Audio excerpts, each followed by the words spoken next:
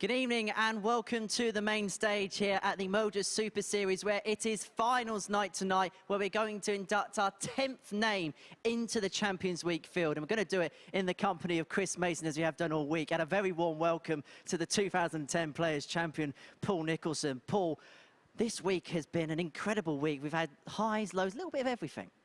We have indeed, and I think one of the best things about it is the eclectic mix of the players that we've had. I think if you look at the start of 2021, obviously, because of the pandemic, we had a lot of people from the UK and we couldn't invite people from other countries, but I think we're starting to get more of an international flavour, and that international talent is definitely showing what they're capable of. Indeed, especially when you look at the nationalities on show here this evening. Germany, France, it's a very European mix.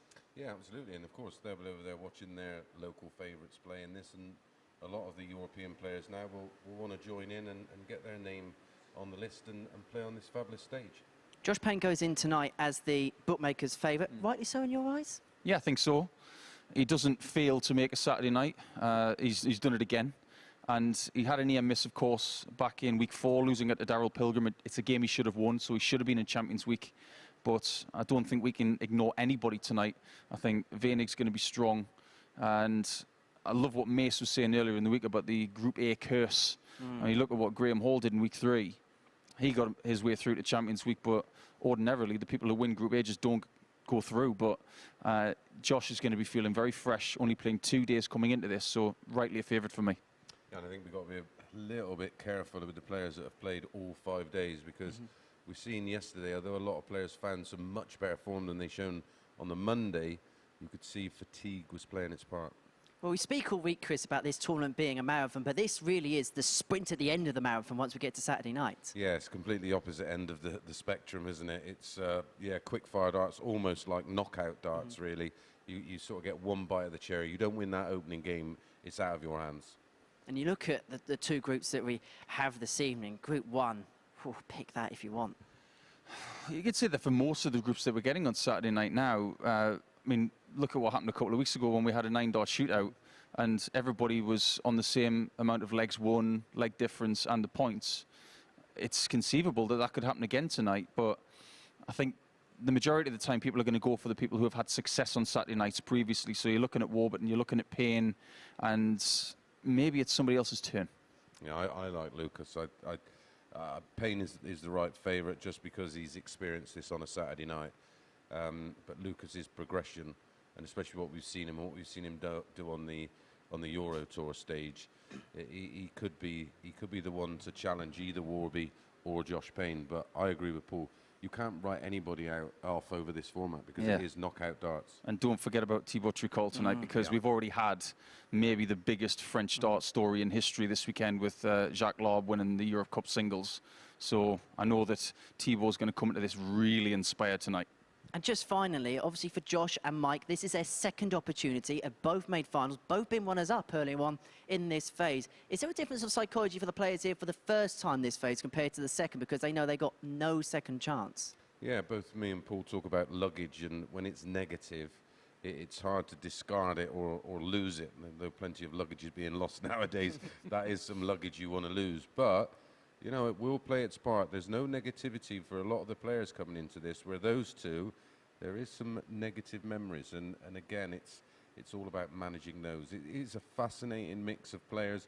Gavin Carlin, who started slowly in the week, as did Davy Proston. Remember, he played some absolutely fabulous darts, but left himself a little bit too much to do.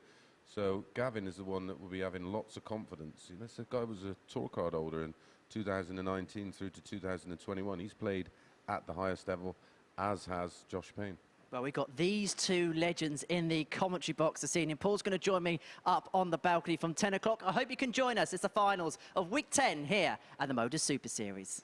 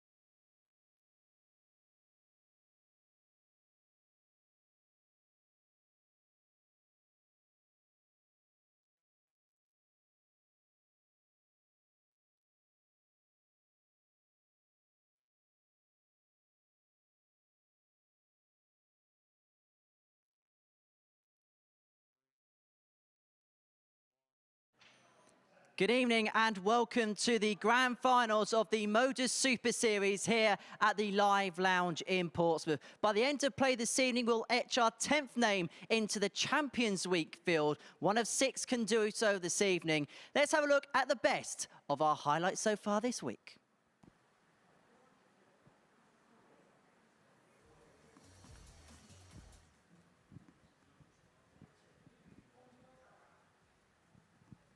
About a minute on this.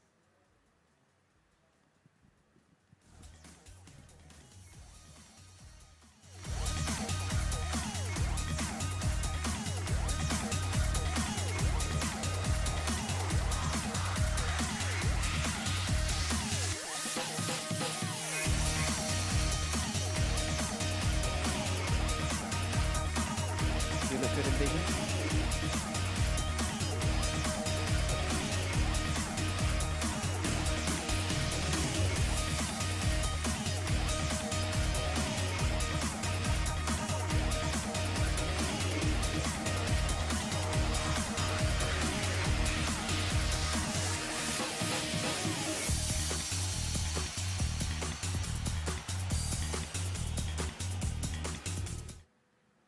And so that is how we got to Saturday night here at the MODUS Super Series. And to reflect on everything we've seen and to look ahead to the action we've got later on tonight, we've got the asset, Paul Nicholson, alongside me, the former Players Champion. Paul, let's go back to the very beginning of the week and discuss Group A, Group 1 by Lukas Wenig, the German, and he did so in some style, didn't he? Did so with games to spare. You've got to admire that. And now, because we're on Saturday night's action imminently, you have to talk about what he's done the last couple of days while other people have been playing. If he's sharp tonight, he's going to take some stopping, but the ruthless format of tonight will really find out what he's made of at the main end of a week. But the first 3 days, he was fabulous, and winning it by a few games as well. It just goes to show what kind of progress he's made in 2022. As you say, he did it in some style. Let's have a look at some of his highlights from the first 3 days. This is him getting the better of Thibault Tricole, who we're actually going to see face off against each other in the first game of this evening's session. How important do you think are the best of 3 series that you see on Monday to Wednesday dictating tonight's matters? It does make a difference, because when you're up against someone that you haven't played that often previously, or maybe never even before, getting the rhythm against a certain player might be really key. Just have that experience earlier in the week and just to figure out what pace you need, what kind of patience, and the fact that Lukas is going to have that tonight in the bank, it could be key for him. Well, let's have a look and see how Group A finished up in the end. As you can see, Lukas Wenig winning it by 6 points. It really was a comprehensive week win. It really was. I mean, 24 points for a possible 30 is a very stellar effort. Not a record, because the record is 28. But when you only lose 3 matches out of 15, you've got to start taking notice of what someone can possibly do. And look at the talent he was up against. I mean, Franz Roach is definitely going in the right direction. We know how good Tricole is, being a WDF World Championship runner-up. But Davy Proston, I think we were talking a little bit earlier in the evening, maybe just left himself a bit too much to do in the end. But definitely can go away from this week with definitely his tail up with the experience now. As you see, Scott Bacon, Gavin Carlin finishing 2nd and 3rd. They're into Group B. The other players made it through to Group C, a group which was won in the end by Josh Payne. He was the favourite going into this week, and in the end, the bookies weren't wrong in Group C, at least anyway. When you're talking about Josh, you're talking about someone who loves playing in this format. His win percentage, not just this week, which was at 90%, but his overall win percentage this year is phenomenal. It's over 60%. He's got a great running average, just loves to play best of 7 darts, and that's why he's going to be the favourite coming into tonight, because he never fails to make the Saturday. It's just now about what he does on Saturday night that's going to be really key for his chances of making Champions Week. Well, we saw some blockbuster stuff from Josh Payne, including this 108 out against Franz Roach earlier on in the week. And I just feel like, I don't know about you, that this Saturday night format, I think, suits him. These short course races, 1st to 4, he's got to be quick out the blocks, otherwise he's going to be eliminated. Showing some board versatility there as well, and maybe some of the older players or even the less experienced players wouldn't have gone that route for that 108 when your 57 shot is blocked. So I think it's key that he's got experience. He's obviously a 2-time winner in the PDC circuit, so the excellence is there. But tonight, cutthroat format, he's done it before. He's got 3 Saturday night wins, or should we call them Sunday morning wins. But recently, he has had a couple of less prevalent Saturday nights, let's put it that way. So maybe he's due one, and that's probably why he's the favourite.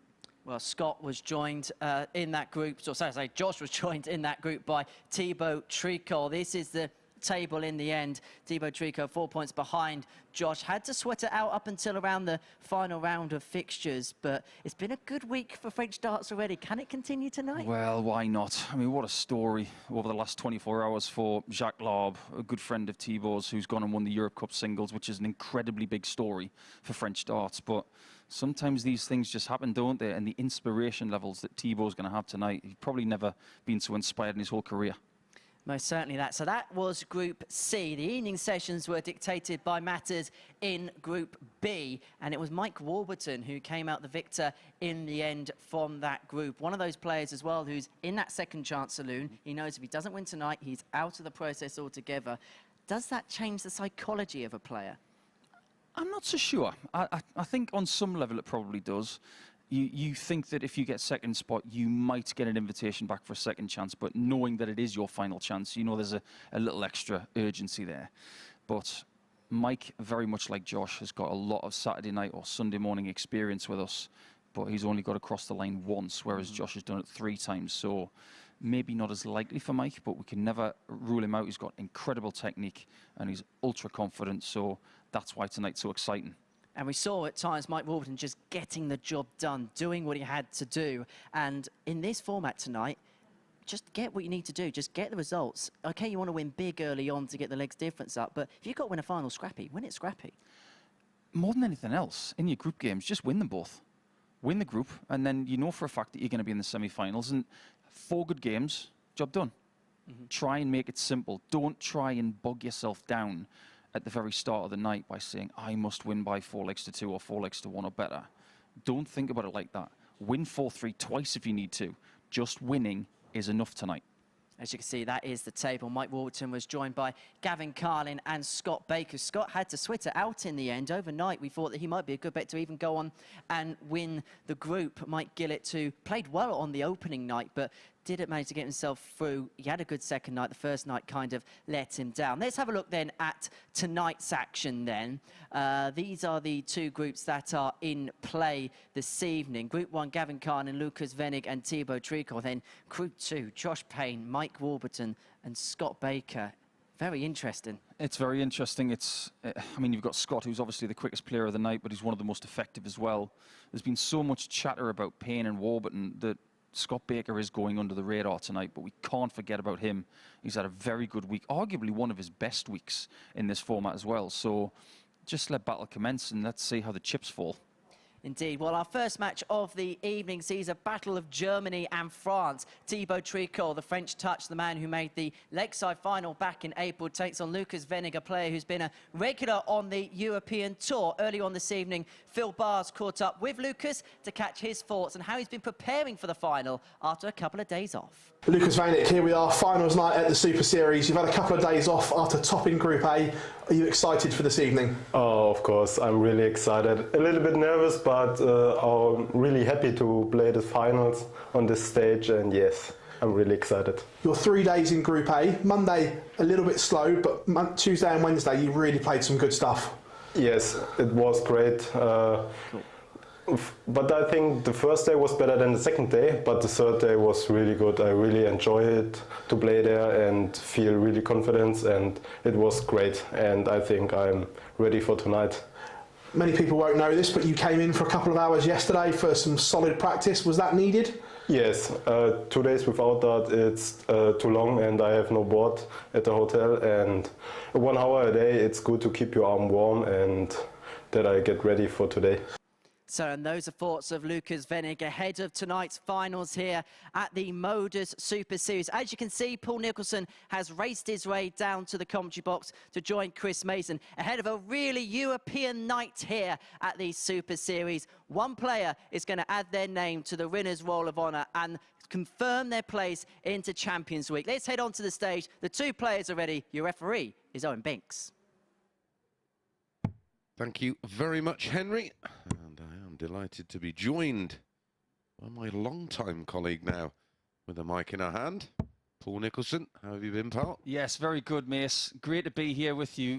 And unbelievably, for the first time, because we've been like ships in the night over the last 20 months or so, but it's great to be sharing the booth with you for the very first time. Yeah, well, we've sort of covered each other, haven't we, over the last couple of years? My goodness, haven't we moved on, and so has the Live League. Now, of course, the Super Series. This is week 10. On. And we will find our 10th player who will be in Champions Week, where they'll be battling it out for a substantial fee. I mean, the winner walks away with 5 tonight. The winner in Champions of Champions, 20 grand.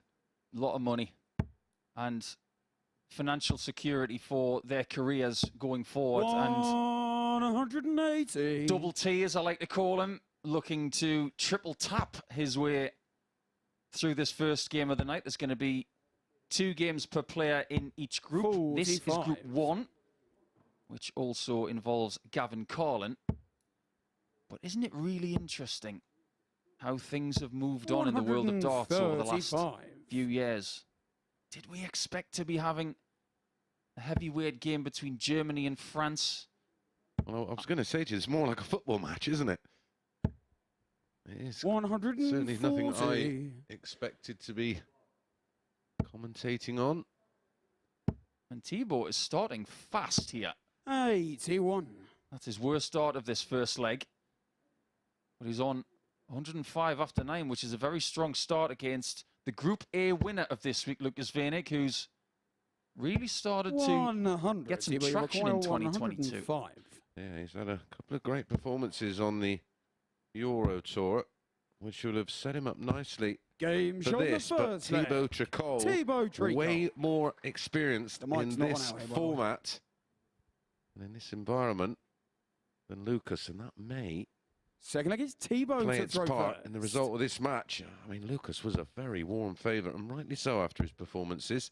And, of course, 140. the fact that Thibault Tricole hasn't beaten Lukas this week. It's 3-0 to the German. But he was a very tempting 11-8, and he's looking 100. serious value right now. And traditionally, as we've seen, when we've covered the action with Thibault involved, always starts the Monday a little bit quietly and just gets better and better and better as the week 67. goes on. Yeah, he's like a very good orchestra. He starts quietly, then he's got this crescendo. And by the end of Saturday and into the early part of Sunday, if he can peak at the right time, those defeats to Veenig will mean absolutely nothing. I was going to compare it with a nice gouty glass of 140. red. Or a bottle. Nice glass of Bordeaux. Yeah. Well, Thibault's from Brittany, I believe. I don't know what the wine's like there, but I know that the seafood's pretty good. 100. Thibault, you rock 154. How about this for a big fat lobster of a finish? He's going to be feeling incredibly inspired today, and we'll talk about that in the next leg. But Veenig is in a bit of early trouble here if he doesn't find something to leave a 3-darter. It's a big 3-darter, but at least it's a finish.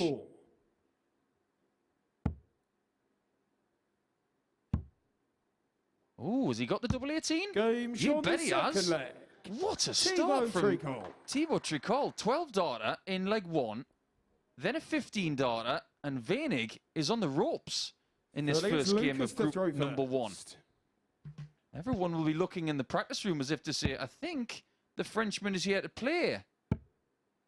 Yeah, really would have surprised a few, especially the way he started on Monday. But I'm not sure if you can remember, but his last visit to the Super Series, or then the Live League in Southampton, he had a bit of a problem with his commute, and he arrived around 4 o'clock in the morning. Well, on Monday, he got here at 6:15, well, into Southampton, so it was even worse this time. He should have a word with our friend Kirk Bevins, who knows everything about the train networks. Well, I did find a book for him, and I'll let you have a look at it. It's a beauty. I'm waiting till he's here because I want a picture for social media of me with My first book of trains. There you go, Kirk. Did you get that off Kirk? No, I've got it for him. Oh, you got it for him? Yeah, little present. Ah. Sure you'll enjoy that. 138. Well, maybe give it to him if he wins tonight, because he'll be in a very good mood if he wins. But his good pal, Jacques Laube, is in a very good mood. He won the Europe Cup singles today for France, and that's a huge story. Well, we had this discussion, 99. I think, during the match when we were talking about the World Cup and how disappointed we would be if we didn't see a French side in there, because I know it's a territory that the PDC are keen to explore. And I think it's been a missed opportunity, especially on reflection of what this man's gone on to do and then what his good friend has gone on to do in winning the Europe Cup today. And congratulations to him. His performances were exceptional. They really were. A high 90s average in the final. Now, Veenig's got to get on the board here. Yep. He needs to close Tricole out. Game And does a very good job of that, because you fancied Lukas Wenig. that if Tricole got to look at the bullseye, then it could have been 3-0, but Veenig is back in the match now with this pinpoint double 16. And as we know, Full flag, it's Paul, Thibault from to throw experience, first. you lose this opening game, you are right under it. Tremendous finishing so far in this match. 140. No doubles missed from 3 attempts.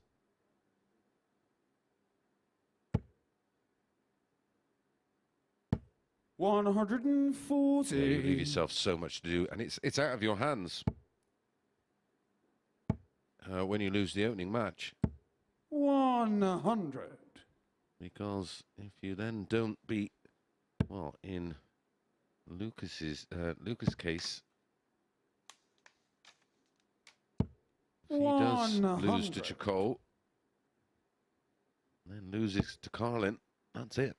That's all she wrote. And the Group A curse will be back. In fact, 43. there's only one player, I believe, in Champions Week so far who won Group A and won the week, and that was Graham Hall in week 3. The rest of them did not win Group A. So what does that tell you? 180.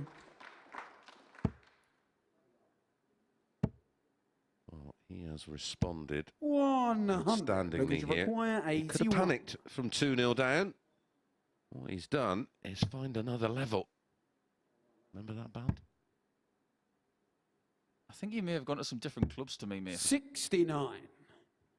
Thibault, you require Well, this has been to the boot. 118. You must remember the boot. Biggest finish of the match this so far. And no shot at double. 94. Oh, The geez. window of opportunity was there for 12. Tricole to get that 3-1 lead. Yep. Double 6 to level Game things shot on the up. full flag. And he backs up the Lukas 15-dart Wenig. hold with a 13-dart break of throw. I mean, the numbers in this one. Fifth leg, it's Lukas to throw first. Have a look for yourselves. Game on. This is good. Yeah, this is good Saturday night darting. There's always that little bit of trepidation when we build it up that it doesn't quite deliver, but this one has. 97. Postman Pat would be happy with this one. I don't know whether you've called Lukas Wenig the German Gezi this week at all. 180. He's got the same sort of frame. Well, I walked through the players area a little earlier when he was in there and Josh Payne, and just sort of flex my 57. ample size in front of them just to stamp down a bit of authority, a bit of. There's plenty of testosterone in there, I can assure you. Just want to establish who that alpha male was. Whilst Gavin Carlin sort of looked down on me. 140. This is superb from both. Well, Saturday night is so exciting because we'll get to see who joins the list in 59. Champions Week. We'll see who gets the big financial reward tonight. But we also have, between the semi-finals and the final, the lineup for next week. So 41. stay tuned for that. You darting night owls, thanks for staying with us. Now, Tricole, who won the first 2, then lost the next 2, will be looking for that pattern to reverse so that he could possibly win 4 legs to 2 from this position, and it's very possible. Well, it was his turn to respond, and he has. And that's what I like to see from a player. It would be easy to spit the dummy out, the bottom lip to come out. But he's not done that. He's just knuckled down. The finishing has been outstanding so far from both. 50% for Lukas, 100% for Thibault. And Lukas has to keep him away from the outer ring. Thibault, you require 100. Tops. Big shot. And he knows it. And he Game finds shot it. the fifth leg. Superb. Thibault Tricole. And I suppose we have to say at this point, yes, he's missed a double, but he's visit perfect. And he's getting chances, taking chances, and has the opportunity for that 4-2 win, courtesy of that fifth leg break. Yeah, the stats can sort of lie. As long as it's visit perfect, it doesn't matter if you've got 3 darts there, double, and it comes first, second, or third. As long as you hit the double in your turn, that's all you worry about. And he's maintaining that big average of in excess of 100, while Lukas has just come off the top slightly. Now, Thibault's one of only 2 players who have broken the 3-figure barrier this week. Thibault's personal best for the week, 101.79. And performance of the week came from Veenig, so you're looking at the 2 best individual performers in a match this week. I think what was more impressive about that average from Thibault was the fact that he was forced into it. It wasn't like a free roll in 100+ average, because Josh Payne averaged 98 exactly himself. So he's pushed all the way to perform at that level. And he's 121 points away, Paul, from, well, it's got to be classed as an upset. Thibault has been pushed again by somebody with biceps. Now, Tricole is looking at 51 and ball. He's not going to get that. 57. Lucas, but there's every likelihood he's going to get a look at the 64. It's over to you, Lucas. Well, 60. Treble 19 for double 19.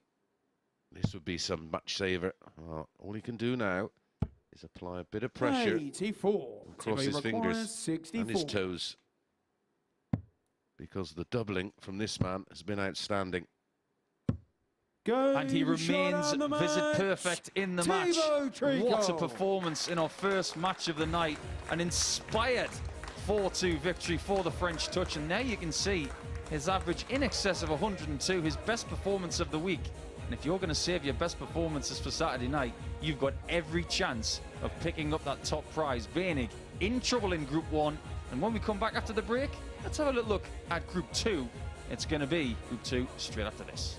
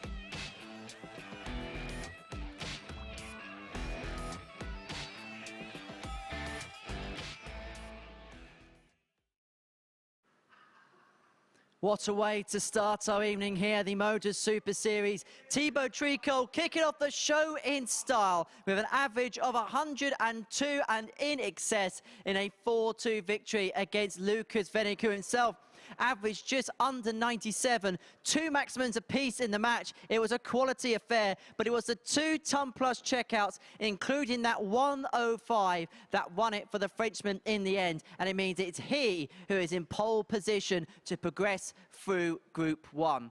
So we're going to take a little bit of a break from that group. We're going to start Group 2 now, and we kick off between 2 players who played in Group B last night. Mike Warburton, who won the group, up against Scott Baker, and early on this evening, the mod caught up with Phil Bars. Scott Baker, here we are ahead of finals night. How excited are you? Yeah, I'm thrilled. Looking forward to it. It's going to be a good night. Hopefully. Tough time that Group B, wasn't it, to come through? Yeah. I thought I'd blow my chances, to be fair, but managed it in the end.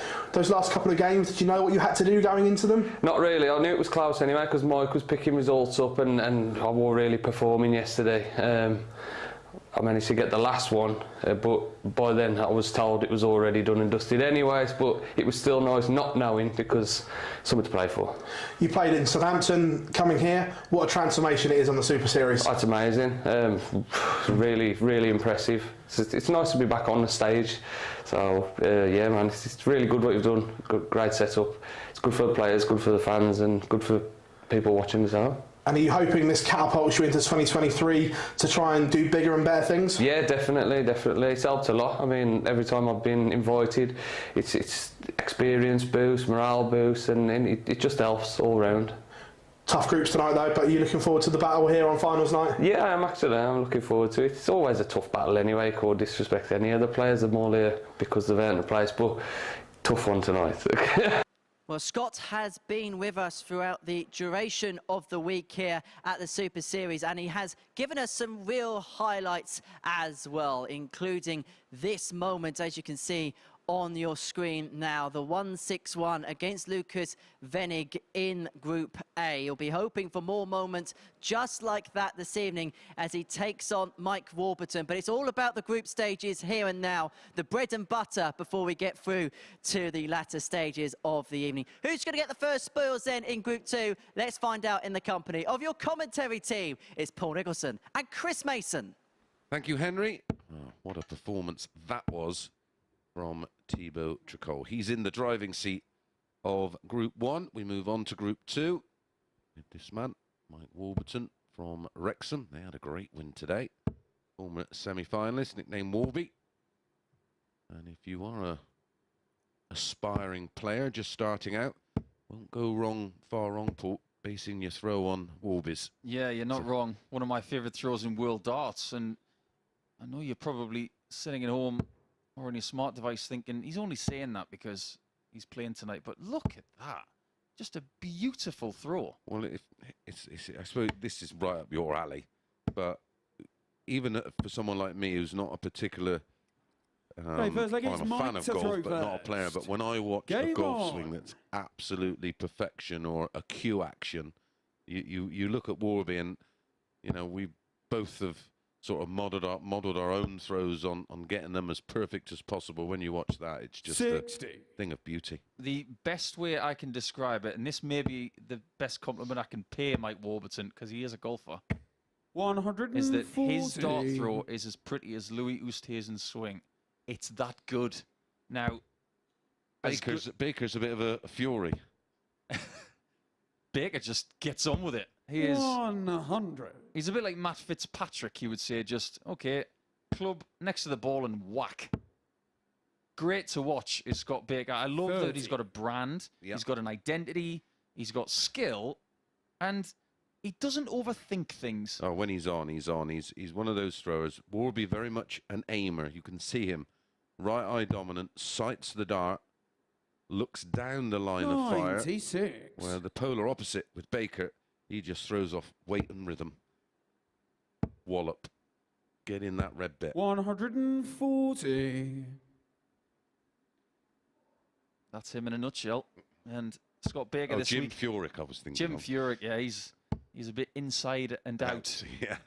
Actually, 140. hits a golf ball like me, sort of, but without the same result. I look the same, but I don't know where the ball's going. 100. The first leg, maybe not as good as the first leg we had in the first match, but 105 was taken in the first match. It sure was. Not this way.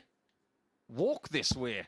Game shot in the first leg. Oh, and he's running Mark like Run Warburton. DMC to a 1-0 lead. Beautifully done by Warby. Yeah, solid opening leg on throw, a 15 darter, a 105 out. Second leg, it's Scott to Baker throw waiting first. to pounce. Well, these two have got some. Well, they've got a few meetings between them at 60. the Super Series. Warby has actually won 5 of their 6. He was actually 4-0 going into Thursday and got gubbed 4-0 by Baker. And that's Baker's 85. only win in 6 against Warby. How often does that happen where you've got that flawless record against somebody and their first win 59. against you is a real shellacking? Yeah, a bagel. 4-0 one way and then 4-0 the other. I love that numbers theme that we get with darts so often. There you see 60. that side on of the perfect positioning, really, of Warburton, where he gets that right arm to that right angle and stops before projecting the dart 60. forward with no movement. That's why it's so good. Yep. And that's why he's such an effective dart player. And it's amazing for me to say that over the last 20 months or so, he's made more visits to Saturday night in the finals than any player here 100. this evening. He's been here 9 times, but Macy's only won once. Yeah, and that's and again we spoke about it on stage 100. just prior to us going live on air about that luggage and whether it's something that's now become a mental block, because they do happen in sport and they certainly happen in darts. Michael Smith being a perfect 41. example, and a lesser level, or a similar level, I suppose. Terry Jenkins and Ronnie Baxter, me and many others. It happens just the once. You can forget about it, but when it repeatedly happens, it becomes a mind over matter situation. Well, the other person in Group 2 is Josh Payne. He was the favourite coming into tonight to win that 45. £5,000. Scott, you're He's up been to 124. 8 Saturday nights, but he's won 3 times. So his hit rate is much more impressive. That's probably why 56. he is Well, he'll a have likely winner. no negativities, Paul, Michael will he, going into this? 170. He's got positive memories.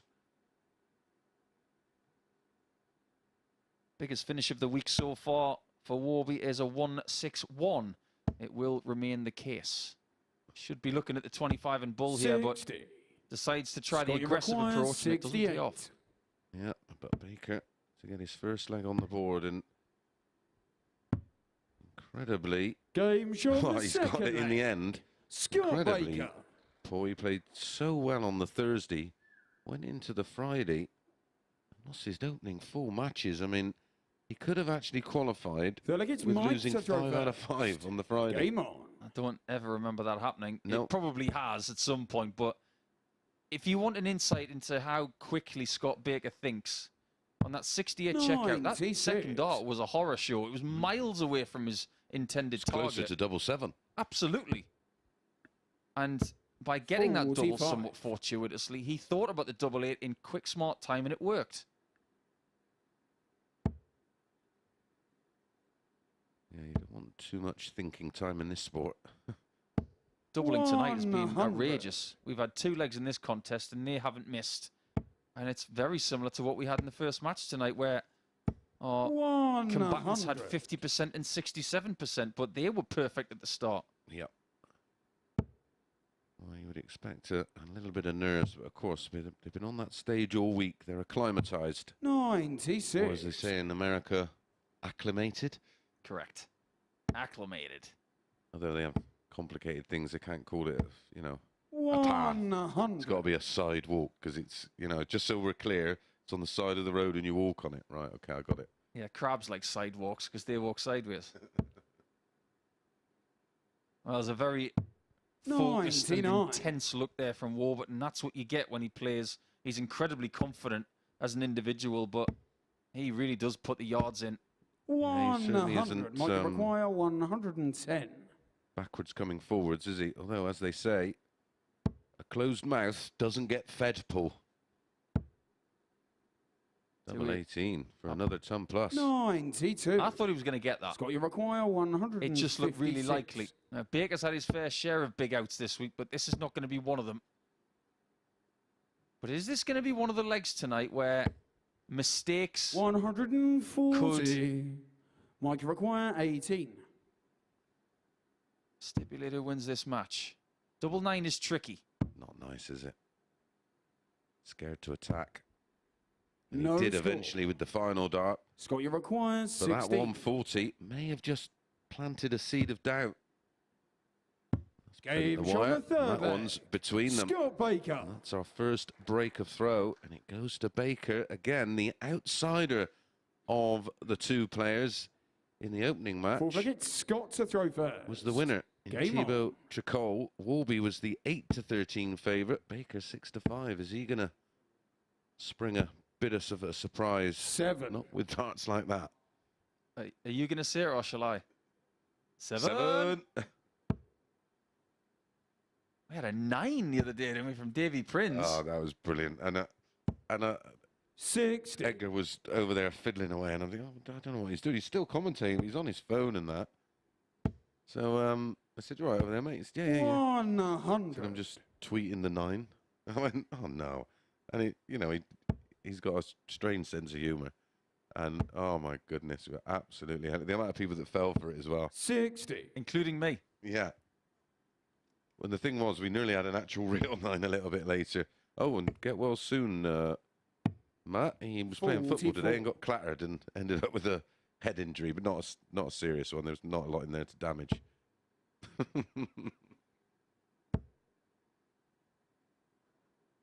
Gotta say, had a lot of fun with him this week. 140.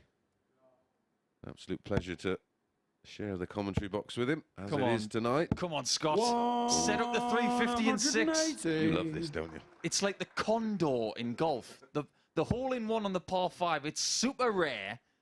This is as rare as it gets in 501. We've had 9 30. darters. Scott, Loads you of them. require We've had one 170. 350 and 6 in the last 20 months. And we're going to continue to talk about Andy Jenkins, who got that about 20 months ago. 98. Yes, he did. Absolutely. Well, I was mentioning it last night about the rare double 17, and then Daz Rollins reminded me about that incredible 9 that Jamie Caven had against Whitlock. 140. Yeah, the 154 at the end. Yeah, Scott, 180, you require 160. What was he doing 72. going for the ball after the 180? No idea. We know what Scott's going to do. He's going to go for tops. 32. And he's going to hand an opportunity Well, for it Warburton requires to get back into this 71. match. Oh, he has to get this break back. Treble 17. 14 for tops. What you saying, Paul? 31. That wire moved. Scott, That was you a very require well thrown 40. shot. It just didn't register. And Baker, without hesitation, Game shot on the fourth leg. finds the oven. Scott Baker. He's almost got the crust on the rolls. Just one more to go for a very good start in Group 2. Fifth leg, it's Mike Yeah, to this throw really first. does put the cat amongst the pigeons if the two, well, it's hard to call them outsiders, but according to the odds compilers, they are outsiders. 81. Both winning their opening matches because it leaves Veenig in Group 1 with plenty to do, and it'll leave 45. Warby with plenty to do, of course, because Josh Payne's in the mix. And Josh is just a bit of a ninja when it comes to getting to Saturday, but his ability to get the job done on 45. the Saturday is very well documented. But one thing we didn't mention in the first game, and something we could maybe talk about a bit more when Thibault comes back to the hockey in match 3, 140. is that when Thibault's been to Saturday night on his 3 occasions in the last year, he has never failed to make the semi-finals. He has never won on a Saturday night, but he's never failed to 100. make the semis. Was he in the one where Matt Campbell produced that 107 average? Correct. I did that wonderful interview with Matt. 121. The king of the one-word answers. Almost felt like I was being set up. I actually seen him recently, and we had a bit of a chuckle about it. 60. And he said he was just a little bit overwhelmed by the whole thing, and it was a massive occasion. It was, and the perfect build-up. You talk about 95. momentum a lot, as I do, and you couldn't get a better bit of momentum going into the Worlds, and well, he went on to secure a card, didn't he? Yes, he did. Now, Warburton now needs a lot of errors from Scott Baker. Require 100. He's on a 2-darter to win 4-1 in his first game. Double 10 again. Fabulous display from Scott Baker. It's not a vintage average, but the finishing was excellent. There you see it at 50%. The highest checkout from Scott came in that final leg, but Warburton starts slowly tonight, and his second game of the night against Josh Payne takes on huge significance. Baker takes the lead in Group 2, but when we come back after the break, we will get our first look of the night at Gavin Carlin, who takes on a jubilant-looking Thibault Tricole.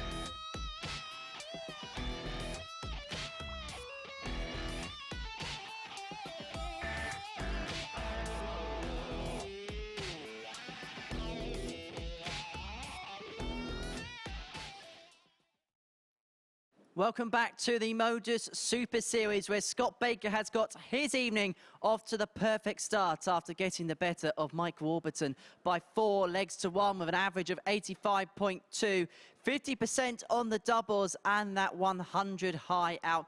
For Mike Warburton, 1 out of 6 was the difference in that particular matchup.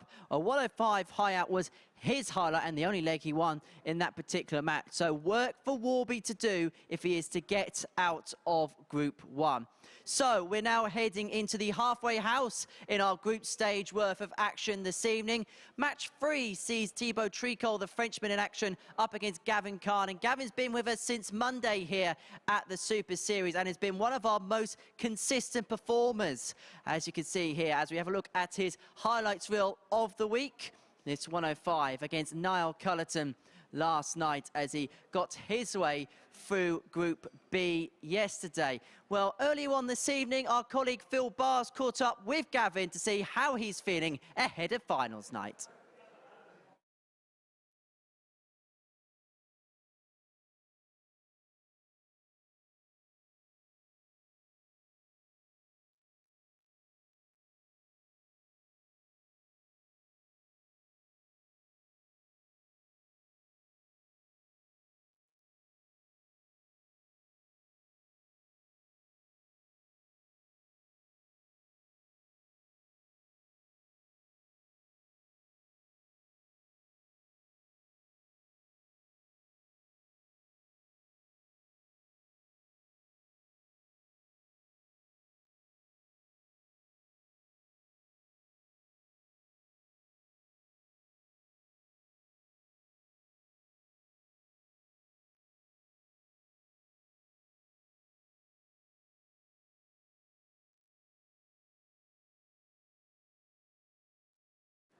So those are thoughts of Gavin Carlin going into tonight's finals here at the MODUS Super Series. He's up against Thibault Tricole, who's always got through his group on Saturday night. If he wins this particular match, he'll keep that record up. Let's see who's the victor in match 3 in the company of your commentary team. It's Chris Mason and first, Paul Nicholson.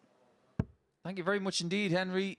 Fascinating times ahead here in group number 1 because we do now know that if Thibault Tricole wins this match, he will not only qualify through Group 1, he will win it. And he would therefore be playing in semi-final number 1. And it would make match 3 in Group 1 a straight shootout between Carlin and Veenig to see who joins the Frenchman in the semi-finals. Interesting times ahead. Thank goodness for that. No abacuses out. Okay, first leg, it's Thibault to throw first. Well, I'm so going to get one made. Yeah. A branded Super Series abacus. It only comes out on Saturday night. Yeah, we'll just bring it in here and it can stay in like a little cabinet and come out on a Saturday night. Well, that GCE in maths has done you a bit of a favour tonight, Paul, because I asked the question about the double 17 and you've got the answer. I had a little communication with our backroom staff in that little break between Game 2 and Game 3, and fascinatingly, since the start of February last year, we've had only 59 double 17 winning legs, which is remarkable when you think about it. So when we've played over 36,000 legs, just under 2 double 17s hit in every 1,000 legs played. That's ridiculous. I felt like I've done about 20,000 of them. And we were just having, a chat off air. We're trying to work out where they all come from. It must be the missed ball shot majority of the time where they're picking off the 16 just outside of the 25. 85. Gavin, you're 144. And even then, they don't have to go straight for it, but Carlin was hoping for a shot at double 12. He's not going to get it. And Tricole could get the ideal start here with it holding 5 visits. Or can Tricole find the double 16? His finishing was mustard. I've had a little bit of a dig around in the archives, Paul, in the first meeting between these two. Was it a Challenge Tour this year? Challenge Tour 16 in Leicester as Carlin makes the ideal start. And you mentioned it, a 5-visit break of throw. And it was Tricole winning 5-0, but second leg, it's Gavin to throw first. He was still going through that transition period of coming to terms, having lost his tour card and his form was poor. And then their first meeting 41 on Monday went to Tricole, but then that was the resurgence of Gavin. He really started to find his feet and that momentum that we mention all the time, and the confidence grew. And on Tuesday and Wednesday, he walloped Tricole 4-1 in both matches. by far their biggest meeting of the week right now. Oh, their biggest meeting ever. 60. There's a potential windfall of 25 grand up for grabs. 5 grand tonight and 20 grand. And 140. as you said a bit earlier, that really could set either player up for next year. It would take the pressure off the travelling and the expenses of chasing that dream of becoming a full-time professional player. And that's really what we like to think we're going to provide for those players outside the 128 elite tour card holders. To have the opportunity to play to win instead of playing for money. That's where you find out what someone can really do. 41. Peter Wright, when he had financial security. Gerwin Price, financial security. Nathan Aspinall, when he got financial security by winning, then we saw them really accelerate. And this is what could potentially happen to some of these guys. And we've not just had the guys, we've had the girls as well over the last 10 weeks. And let's face it, we've still got 2 more weeks of qualifying before Champions Week. Well, we've already seen the 85. reaction from 37. the experience of playing in this environment when we look back at who won the tour cards, who did well at the WDF Worlds. 97. The list is endless. Who's going along lovely in the ADC at the moment? All players that have had a lot of stage time here at the Super Series or the then Live League. Now tops for Tricole. Big shots. No score. And he didn't really get close to it, offering Carlin the opportunity of a 2-0 lead. Now, I have to say this because he's taken his time to get to the hockey. I don't think he thought he was coming back in this leg. Nope. If he has had an Achilles heel, it's been missing the big numbers. It's not been missing the doubles. And he confirms the break pull with a holder throw and a 2-0 lead. Throughout this week, throw first. I was just about to look at that. The doubles percentage for Carlin is the worst of all 6 players tonight. Just a shade over 30.5%. Now, that should be better, but if you're going to find your doubles on a Saturday night, those statistics from earlier in the week are irrelevant. Well, I'm going to call it, Paul. I think those statistics, as I put my front teeth back in, may be a little misleading, and I'll tell you for why. The opening day was seriously poor for him, and I think he improved massively, but like an average in this format, you have a 24 darter, good luck with trying to average over 90. Tricole is fine on the scoring phase in this match, but Carlin is giving him so much to think about. This is a great performance so far, averaging over 96. It's a fair reflection of the game, in my opinion. I don't know how you feel, Chris, but 3 legs in, when you look at the averages, we have a pretty decent picture. Now, Carlin's got 20 in bull here and decides, in his infinite wisdom, not to go for it. So the gauntlet has been laid down, Mr. Tricole. It has. Cheeky. Maybe costly. Oh, it's not on this occasion. 91. Dodged a bit of a bullet there. I don't think I'd have been giving Tricole a go at 1, 2, 3. After game that shot performance, leg. but Gavin Carlin. Well, in hindsight, and it was a 13 darter there, best leg of the match, and it's the double breaker throw. 4th leg, it's Gavin to throw first. There you can see a brilliant performance so far for Carlin. We can question that approach shot in the previous leg, but it worked. 63. 93.94. We're all, stats guys, Mace. We know that that's 16 darts per leg. Yep. So times that by 3, that's 48 darts for the first 3 legs in this match. That's the kind of standard that can get you far in this format. In fact, that's very close to the running average this week of Lukas Wenig. Of course, county weekend this weekend, and that would be referred to as a 31 plus average. 140. But it's not just those numbers. Look at those. That tells its own story. Yes, it does. It tells a very good story. Well, it's a bit of a nightmare story for Tricole. Yeah, because all of a sudden, what was looking so rosy after match 1 is looking a bit precarious. Well, he's going to be in a bit of trouble because if he does get beat 4-0, He goes to -2 on the leg 60. difference, and it's throwing Veenig a lifeline. A massive lifeline. We will give you, after 2 matches in each group, the scenarios, because there could be many if Carlin wins this game. Well, we both might have to take our shoes and socks off. 96. So we can at least Thibault get requires 61. the kind of numbers we need. And this is a must get. 53 remaining. Tops. Game shot on the 4th leg. What a Thibault finish that was. Tricole. He couldn't finish his dinner so far in this match, but takes out the 61, and it's a break of throw. It's Thibault Still to leaving throw himself first. with massive amounts to do. Still a possibility of winning from 3-0 down, of course. 100. And that would put a bit of je ne sais quoi into the evening, wouldn't it? Wonder when you're going to start dropping the Del Boy stuff in. 57.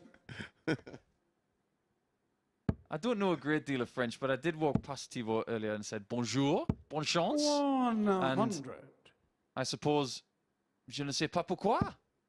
I don't know why. I went buongiorno, got any vino. 41. Me old mate. He just gave me a look and laughed. I think he got the vino and the buongiorno, but the rest of it, 59. not a Scooby.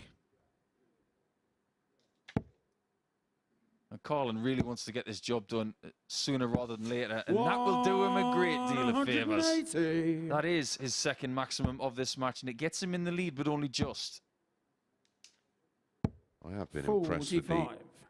just the mentality of Gavin Carlin. He really did come in here with little to 59. no confidence. He looked very vulnerable on day one. And it's great to see a player use this environment and opportunity. 139. Gavin, you reckon 164. He has reinvented his game as well. He's gone from a slow player to a very quick player, and it has to be said, it suits him. And he's got a bit of the old Rob Cross reset. When he's not 54. happy, he steps away. You may require 58. And he's done it with some success, but for back-to-back legs. 80. And again, they're just not being Gavin, you attacked require yet. 110. They're sort of been thrown in the general direction. Is it a match start for Carlin? Yes, it is at double 18. Thibault can't Game look, shot on and the he should max. not look, Gavin because that's a Carlin. 4-1 victory for Carlin. You can see the despair of Thibault Tricole. He knows that now everything is out of his hands. Carlin will have his destiny in his own hands, as will Lukas Wenig when it comes to match 3 in the group. That will take place in match 5, but you can see that Carlin's checkouts, that's what got him over the line. 80%, a stunning display on the outer ring. So he will come back in match number 5. But before we even get there, we've got Scott Baker and Josh Payne. That's right after this.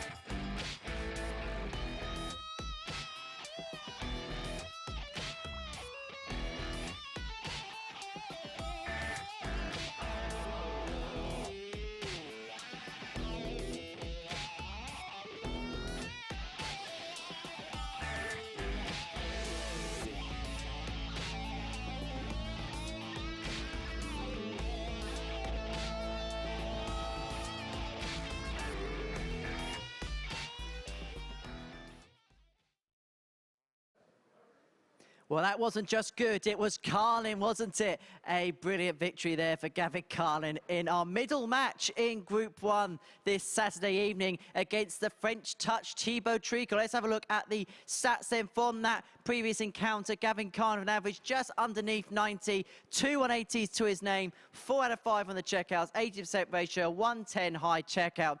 A really, really good display from the cannon, who is firing on all cylinders this evening. Thibault Tricole has still got work to do if he is to progress through Group 1 tonight. So we are in the middle match of Group 2 now, where we see Scott Baker in action up against Josh Payne. We've already seen Scott Baker in action this evening and beats Mike Warburton. It's our first glimpse of the maximum this evening. So let's get the players on the stage and the action underway in the company of your commentary team. It's Chris Mason and first, Paul Nicholson.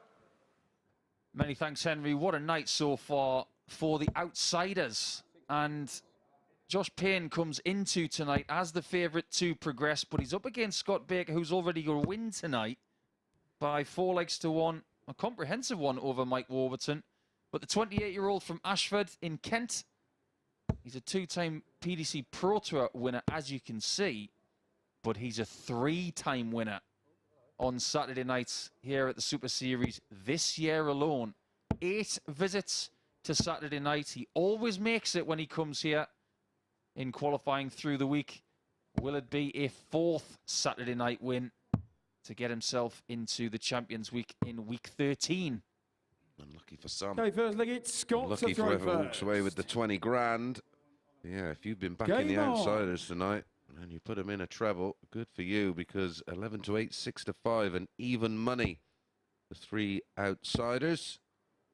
And they 60. have beaten players priced at 8 to 15, 8 to 13, and 8 to 11. Well, Baker's 6 to 4 here. Josh priced up at 1 to 2. 140. I think that's pretty fair considering what Josh does on a consistent basis when he plays in this format. And this week alone, yes, he's played not the most games of anybody because he came straight into Group B. In fact, it was Group C, I do beg your pardon. But he won 9 games from 10. And to have a win percentage of 90% coming into a Saturday night, that's got to give you confidence. 95. Yeah, absolutely. But, and it's a but with a capital B, Baker has defeated Josh Payne in the Super Series 4-0, lost 4-1, and has won 4-2. 128. 2-1 in the head-to-head to Baker. When he was beaten, well, they give each other a bit of a thump in a 4-0 and a 4-1. 100. Joshua Baker 140. won't have any fears about playing Josh Payne. He won't be worried about his reputation. And advantage with Baker. 78. This is Josh Payne's first match, and we always discuss that. The advantage of getting that one game under your belt. Oh, look at this. 130. And Joshua when that 62. one game is a comprehensive win, you're full of confidence. Josh is yet to find a double tonight because this is his first attempt. 42. And that is the miss that he can't afford to have. That low shot on tops is what cost him a place in Champions Week in week 4. 12. But he does come back for double 10 for a 6-visit break of throw. An ideal scenario for Josh. Can he take advantage of it? That goes against the grain for Baker because he was at 50% on the doubles going into this one this evening. And that is a bit of a steal. Second leg is Josh to throw week first. 4, Josh Payne was in the final in Southampton.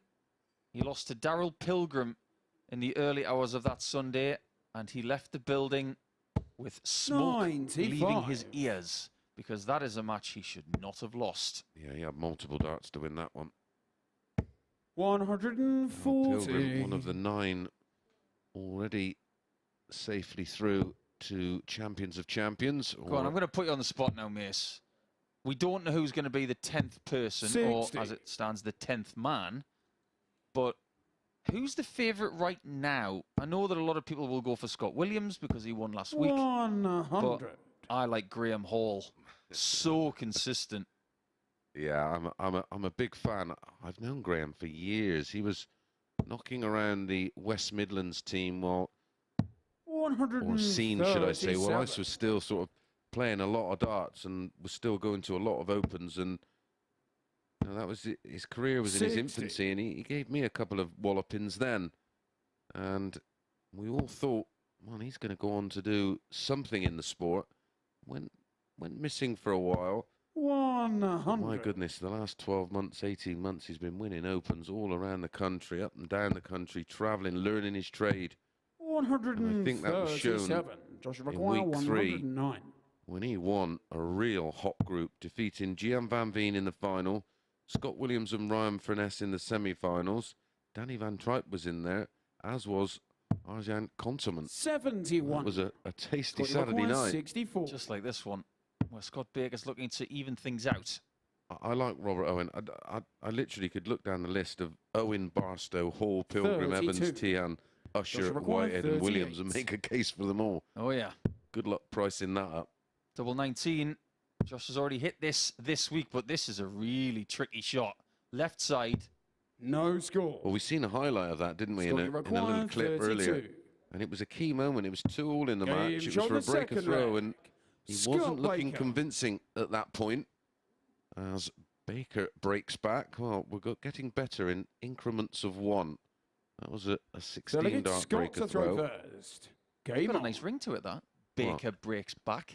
It sounds a bit like one of the episodes of Grange Hill that you missed when you were a kid. 140. Roland. Remember that? Roland? You must have been into the old Biker Grove. Yeah. Ant and Decker, as they were called, PJ and 93. Duncan, yeah, that's right. Spuggy as well. She was one of the more vibrant characters. Well, we're getting better in increments of 83. 1. So if this goes all the 7 legs, leg 7 will be 1 in 11. Just put that in your notebook, Nico. Right. We are not going to get a 9-dart shootout in Group 1. 60. But there is still a possibility of a 9-dart shootout in Group 2. But only if we get a 4-1 in this match for Payne. Now, that's looking increasingly unlikely now, because Baker, with that maximum, is first of the contest, gives himself a sizable advantage here in leg 3. 98. Treble 20, treble 18, double 12. Single 20 for tops. Time on his side. 58. And I really think Josh is suffering, starting the evening a little bit later. 100. Anybody else in his group? It's just the way it works out. But playing Baker, who's already got the 20. confidence of winning a match and convincingly, and the confidence that brings against Warby. It is playing its part so far in this one for me. He's getting enough chances at doubles Baker, but he is missing a few. He's already missed 7 in this match so far. More than he had in his, well, he had 8 in the opening match and hit 4. That's it. And he's missed a couple more, which offers No a score. really Josh unlikely McGuire, 90. break opportunity for Josh. He was thinking this leg was done, but now, if he can find double 15, he's the favourite. Game shot What the a third finish leg. from Josh JP. Payne. That is a shot at 90 he shouldn't have been having. And that's the 3rd consecutive breaker throw. Fourth leg, it's Multiple Josh to throw darts missed there first. by Game Baker. on. What did he have? 7? Yeah, 7 darts at a double. Now, they don't call him the maximum for nothing. 180. Greeted with glee from our audience this evening here at the Modus Live Lounge in Portsmouth. Don't forget, if you want to come 85. along on a Saturday night, it is completely free. Just register at dartshop.tv. Pay your £5 deposit, which is redeemable upon arrival. Come and enjoy a night of the darts. It's one of the most unique 95. buildings you will come and watch darts, and it's up close and personal. You might even get to meet me and Nico. 140. Now, there's a dark side to everything. Enjoy the darts, and you might have to just avoid us too at some point in the night. Well, our referee, Owen Binks, was out there tonight having his 90. picture taken. I've never seen him. Such a smile on his face. They thought it was someone else. That's why I shouted from the balcony. 135. I won't tell you the reply. 136. 2 treble 20s and double 8 is the desired route. Very tight match when it comes to the averages, as you can see. 42. Unfortunately for Josh, he will feel that that is not enough. Baker's not going to take this big out, but Josh is thinking, why couldn't I leave something that was 2 singles to a double? This just makes things a bit more difficult. Now he's got a lovely guide for the bull, but it's a shot he doesn't need. Double 6. For a 3-1 advantage. It's there. On the 4 flag. And Josh remarkably, if Josh Payne wins this next leg, the 9-dart shootout is a possibility. We did have one a couple of weeks ago. It was one of the most sensational things that's happened over the last couple of years, with Lee Shue and Ryan Finesse and Andy Hamilton hammering it out over 3 visits. And one of the best 180s you'll ever see. Yeah, the reaction of the audience when Ryan Finesse got that maximum in that 9-dart shootout was palpable. 140. I was sat at home watching that one. Absolutely loving it. 60. In fact, I was loving it. I got myself a nice bottle of Sauv from New Zealand, not literally. And a bit of pate. You love the pate. I don't know anybody who loves pate more than you. I'm going to have a word with Thibault about this. He's going to have to bring you some more. Yeah, wine, cheese and pate, and then watch me limp around the venue for a week. I think I'm just enjoying being out of training and in another type of training, and I'm embracing it. Maybe a little bit too much. No, this is a great visit. 125. He bust that, you know. I don't think he knew. I don't think he knew he had 180 left. He almost did a de Souza there. Yeah.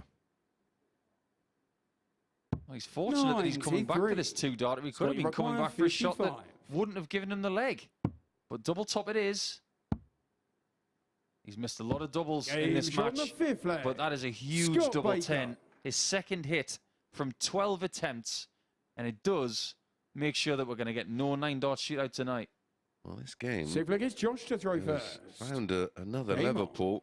It started with a 17-dart break from Josh, a 16-dart break back by Scott, a 17-dart break back by Josh, followed by a 15-dart hold and a 15-dart hold from Baker. They are playing on almost identical level. 60. Do you get the feeling that these two shop in the same department store when it comes to dart shirts? They've got the same colour scheme. It's almost like Josh is playing the home kit and Scott's playing the away kit. 100. Certainly don't go to the same barber. You could go into any barber in the United Kingdom and say, I'll have the Scott Baker, please. He is never going to have another haircut like anybody else. That is... Well, Paul Weller looks exactly the same. He's got the same hair he's had for decades. Different colour, of course. Absolutely. Scott is one of the nicest people you could ever wish to meet. And Paul Weller drives around in a Mini as well. He's got an old one, and now he's got a modern one. I've seen him in Hammersmith many a time at the Fish Fan. Nice fella. 60. Totally down to earth. You wouldn't believe he's a... If you didn't know who he was, you wouldn't know that he was a mega star. This has been a super leg from Payne. He's piling on the Payne, isn't he? One chance to get the 2 points, potentially. Double top. And he wins with that one chance. Perfectly done by Mr. Saturday Night so far this year. 8 visits to Saturday Night before. This is his 9th, but that is a great performance. 93.5 with 44% in the checkouts. That 94 was excellent, but maybe that 76 was just a little bit better because it got him the 2 points. We'll see more of Josh in match 6 when he takes on Mike Warburton. Before that, we've got a lot of permutations to get through when we come back with the Carlin Veenig match coming straight after this break.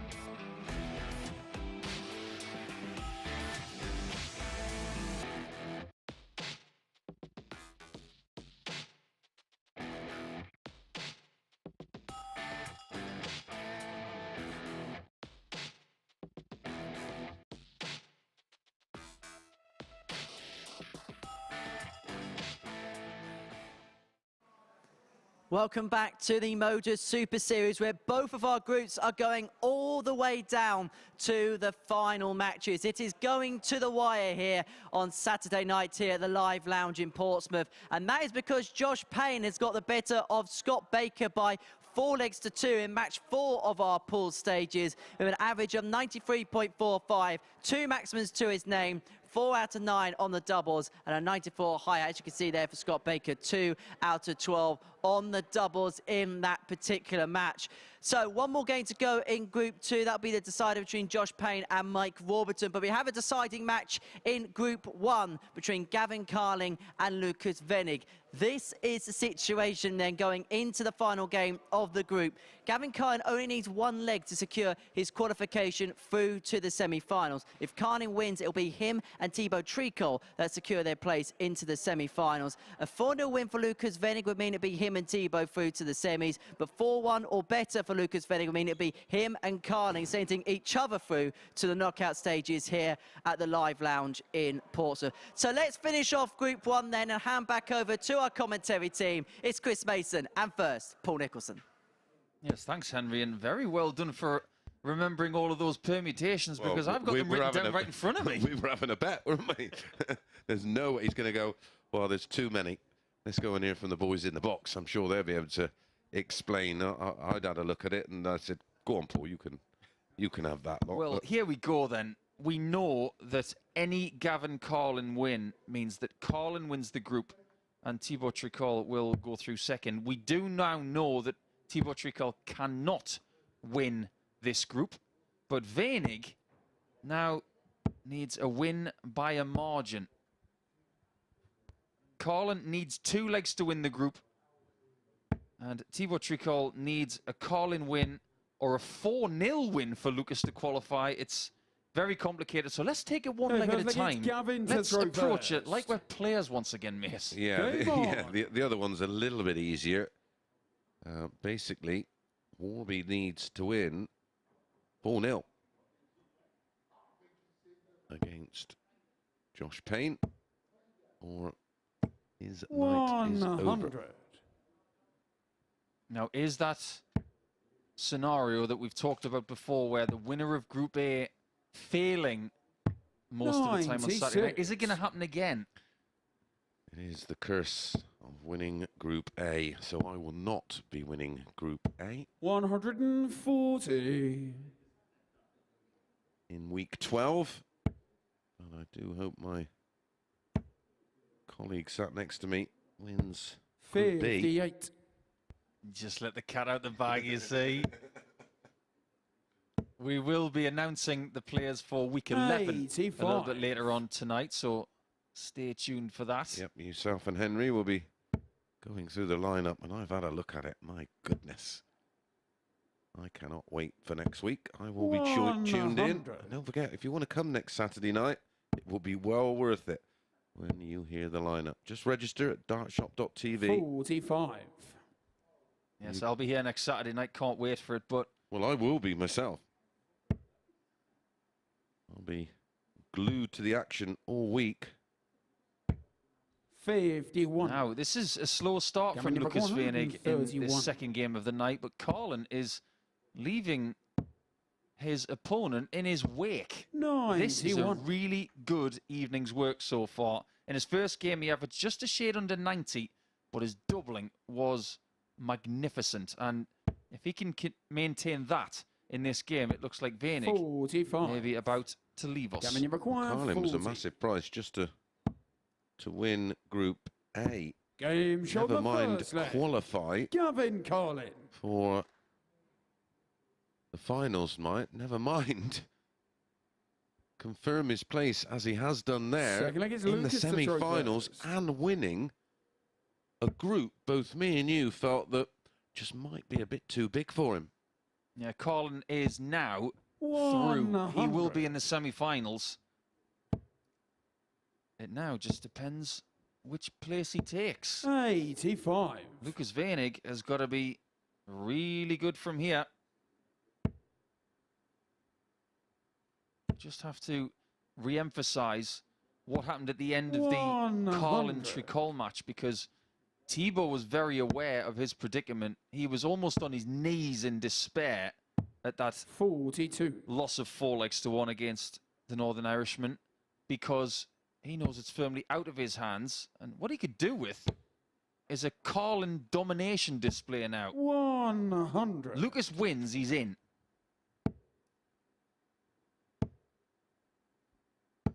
$85. Yeah, if Carlin thumps him,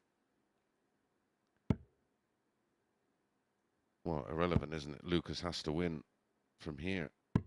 130.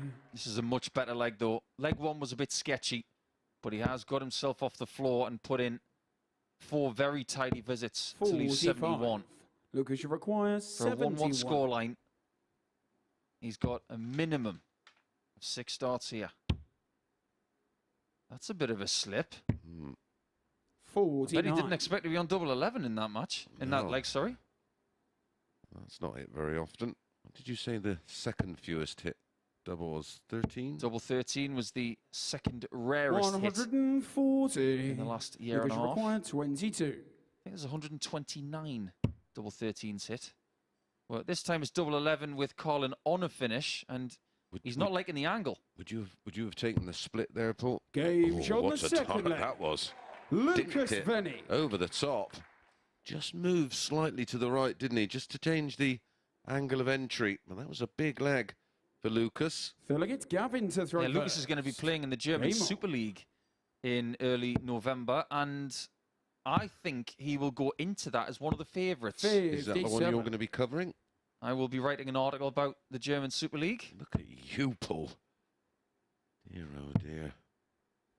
I think I could get a job writing, but it'd probably be in Viz. 134.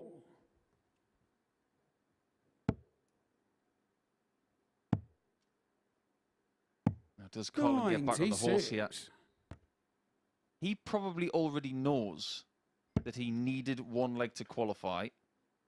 And from here, it's all about just having that 140. invincible factor going into the semi-finals. You don't want to think, right, I've done my job, I'll focus on the semis now. It doesn't work that way. You need to 95. keep winning. Yeah, it was something I picked up on during the week, and the integrity of the players was unbelievable, because there was situations where they were dead rubbers and they're still, as you say, absolutely playing their 60. heart out, because they want to take that positivity with them into the next day, the next phase.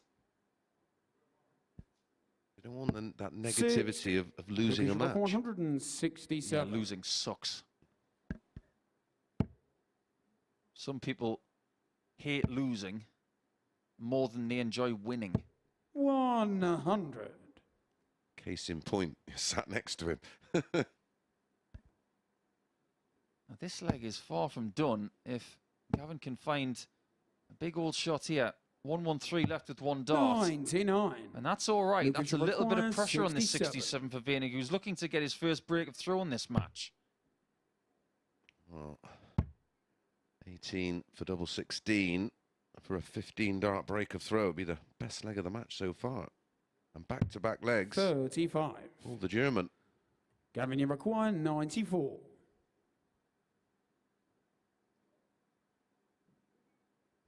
Make your mind up as to which route you want. He's going the bull route. This looks good. Old school. It is old school now. It used to be new school. This is old school Carlin taking his time, and he 74. just misses out on getting a Lukas, you 2-1 lead. require 32. Things are going Veenig's way. Double 8. Keeps splitting 24. and keeps missing. Gavin, you require 20. Game shown the third leg. Well, that's good news, Gavin not only for Carlin. Gavin Carlin in his quest to win this group with 2 consecutive wins tonight, but good news for Thibault Tricole, who needs a Carlin Well, win it's here. Lukas to throw It's first. that simple. Well, one more leg for Gavin, and even if 100. Lukas wins from there, he will go on to -1 38. with Thibault on 2 points. By my reckoning, on legs 1 and leg difference now, Gavin Carlin has won this group, so he's going to be in the 57. first semi-final up against the runner-up in Group 2. We'll cross that bridge when we come to it. Yeah, my brain's already hurting. 100. I have been here. This is day 8 of 9. Oh, it's a bit like this is day 6 in the Big Brother house, and Chris is in the commentary room. Having a breakdown. 95. Imagine what the players feel you got like. the accent for it, so that's perfect. Should have had Glenn Durant do it. I think that's the right neck of the woods, isn't it? 60. Well, Veenig has got himself to a finish first, but you can sense the tension in this game. Yeah. 140. And Carlin leaves himself that awkward 1-2-8. Well, Do you want to hit the treble on that? He wants to hit the treble on this. He wants another one. Ooh. Yeah, it's one of those. If you hit the treble, you've got to get another one. haven't you? yeah, you might as well just hit the single. Yeah. There's the single. Treble 20 is there for the bull. This would be enormous. 97. Well, he hit the bullseye the last time he went for it, but that one 12. was on a different continent. Double 6 for Veenig. And we could be having our tightest match of the night. We've already had Wenig. 2 4-2 scorelines, but this one looks like the tightest match of the night so far. No idea where this one goes from here. And incredibly, Fifth leg, it's Gavin to throw first. Game on. mirror image of the double 6 was the first leg he won in double 11, wasn't it? The exact opposite side of the board. Yeah, he's going for the bow tie. 140. The double 6, the double 11, and the bullseye in the middle is what we call a bow tie. Imagine if he hits the bow tie to win it. I used to do the bow tie in the old exhibition shop.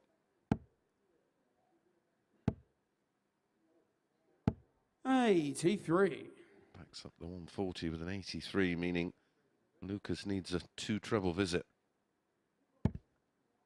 Thibault Tricole needs help from Gavin Carlin. He'll be sitting in the practice room right 44. now, scooched over thinking, come on, Gavin, do me a favour. 60. Lukas still in that same predicament. Needs trebles. He needs them fast. He's got the type of grip 96. that we see fairly regularly. It's right at the end of the point. It's almost like a knife thrower, isn't it? 83. It's a very unusual action that Lukas has. It, again, reminds me of Gavin Price. Holding it right at the end, albeit a very different piece of equipment, but he places 60. that dart through the air very gracefully for such a muscly fella. It's almost like his action doesn't suit his physique. Treble 20 for the ball. Yeah, again, it was something that 49. I was discussing in depth with Edgar, of course, who used to be a PE teacher and understands the physiology of the human body and about the fact that as long as the 102. muscle is not Gavin, too you require bulky, the 86. support of the throw. Double 16. Game And show on the Carlin is fifth now leg. 3-2 ahead. Gavin Good Carlin. news for him in his quest for 2 consecutive victories. And Thibault Tricole is thinking, merci, monsieur. 1 more leg, please. Fifth leg, it's Lukas to throw first. Veenig needs 2 consecutive legs now, or he is out. No more complicated than that. 100. Knockout darts here at the Super Series on finals night, week 10.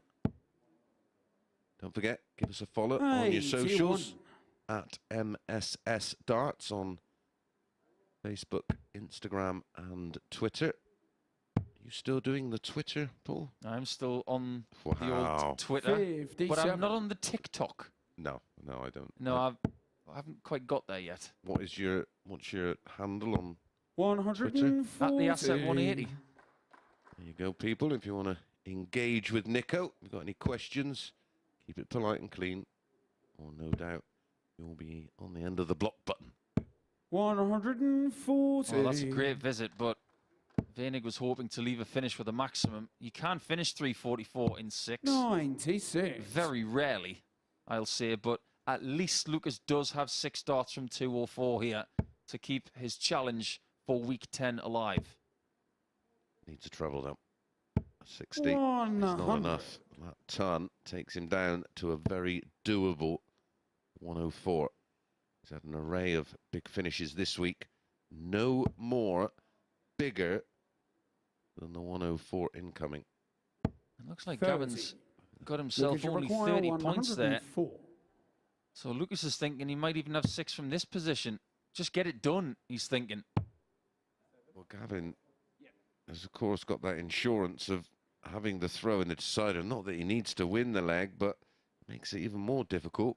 What is it about Thibault Tricole doing things The hard way. on the knife edge? It's like he lives on the edge of a knife. Leon. Oh, but hold on a minute. Oh, we've had a big collision with the flight there. And I sneakily suspected that was so close to going in for a shot at tops for the match. Veenig using his get out of jail free card there. Double 6 again. 18. What a chance for Carlin to win the group with 2 victories and to take Thibault Tricole with him. An Anglo-French connection. Can he connect with tops? 38. Well, Lukas, you require 6. talk about 3 bizarre winning doubles if this double 3 goes in. 11, 6 and 3. West, east and south. But he has to go north for double 1, and that's a decent lie. 4. You wouldn't have thought so. That was a bad dart. Quick one as well, wasn't it? And Carlin is back for 10s. He's had 3 match darts. He's missed them all, but he's got 1 left. 35. And it's not a good shot. Lukas, you require 2. Penny for the thoughts of the Frenchman. As Veenig comes back for double 1. He's in the madhouse. Be mad if it doesn't go in. Game shot Oh, the it 6 has. flag. Lukas My Wenig. goodness. He is taking it to the wire. That's great to see. Andy Jenkins in the 7th house. and final leg, it's Gavin to throw He'll be first. playing, of course, Game on. week 12.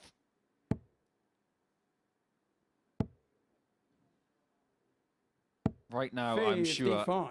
there are no fingernails left on the hands of I'd the lo- French captain. We need a player room cam. I want to see him pacing up and down like an expectant father. 100. In this sort of scenario, I'd like to see someone like Thibault in the old soundproof booth. 100. Remember on Noel's house Yeah, party? mic'd up.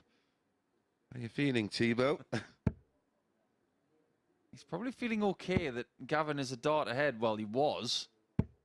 Until a very 100. tiny ton from Lukas. Is 15 darts enough for Lukas to get his way through? 77. Well, that's a great last dart from Gavin. I think a 15 will be enough, but it's going to need a 2 treble visit. Or is he going to do the old school? 60. 4 tons, 101 out. Yeah, the old 5-ton game is something you don't see very often these days. Nope.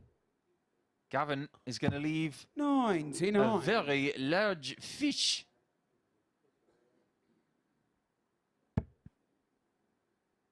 Jules. Doesn't get any bigger. 140. Oh, look at this.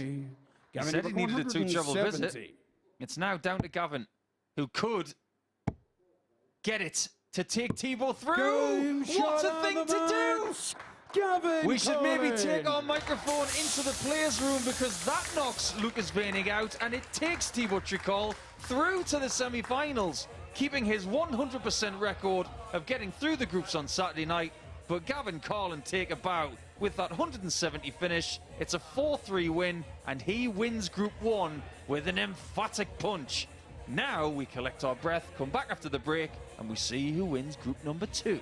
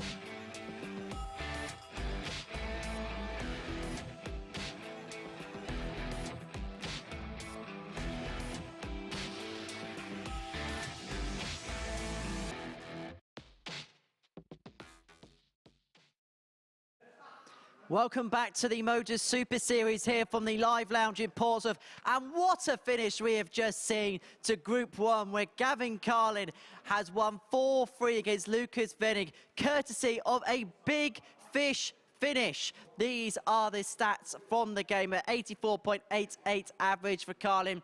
36.36% on the doubles, courtesy of 4 from 11 on the outer ring. Lukas Wenig 3 from 16, 18.75 percentage checkout rate.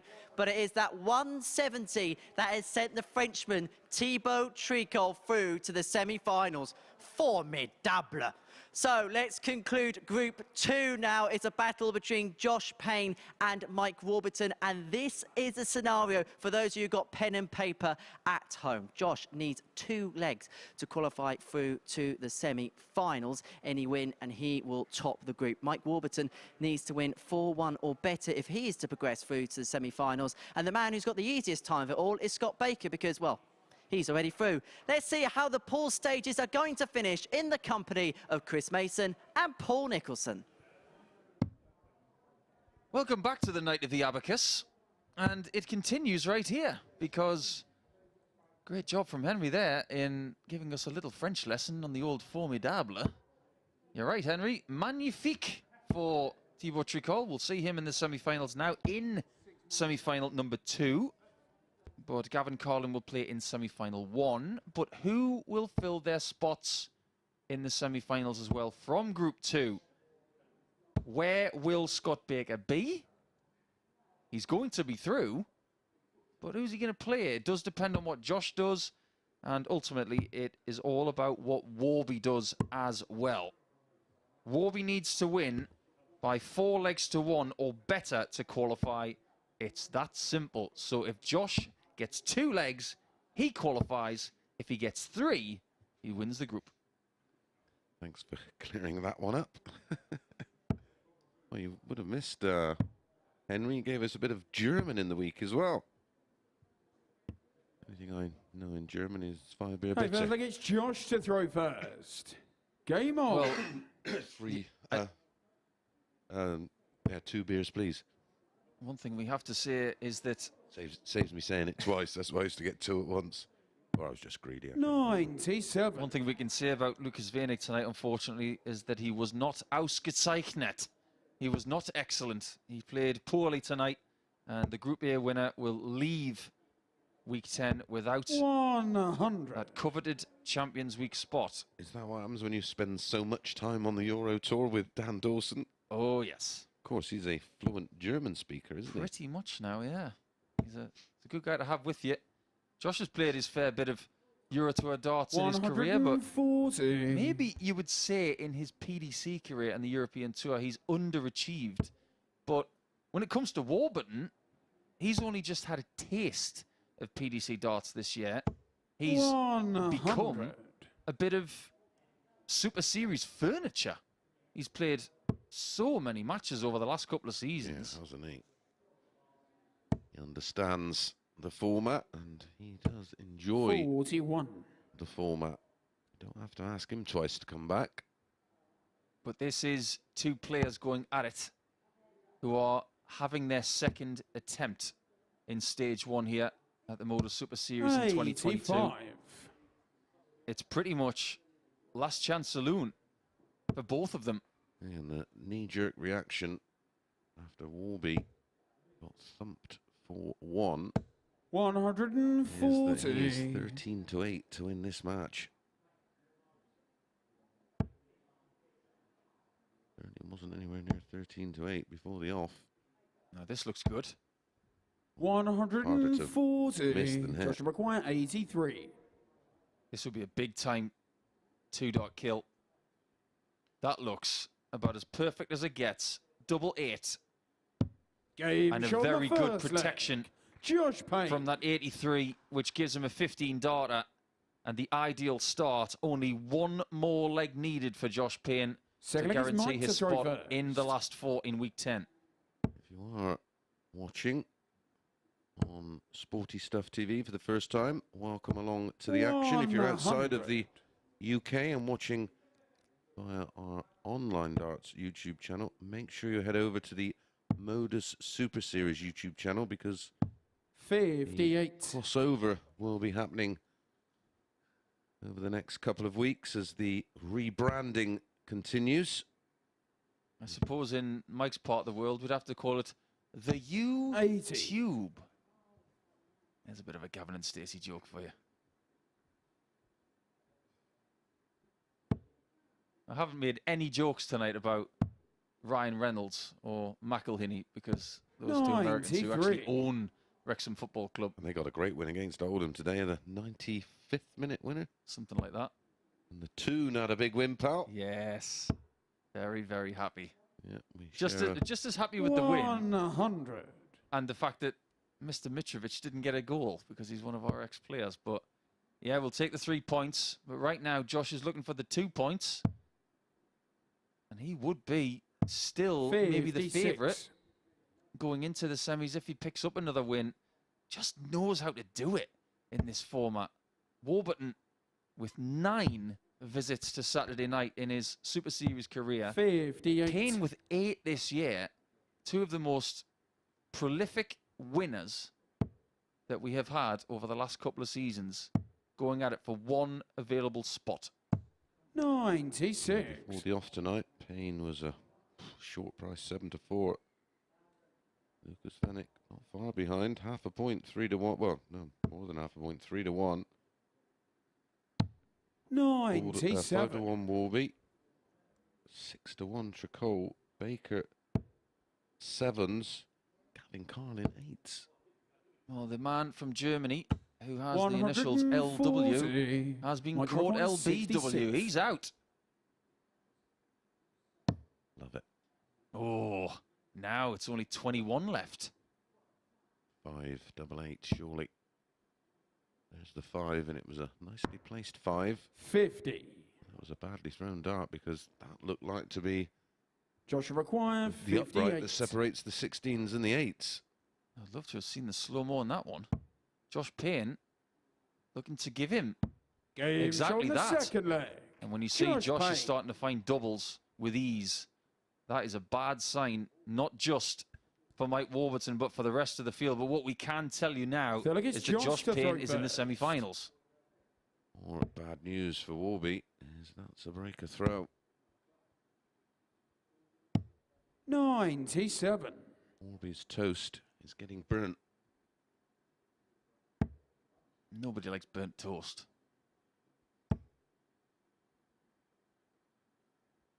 Such an intensity about the way that Warburton plays, but he knows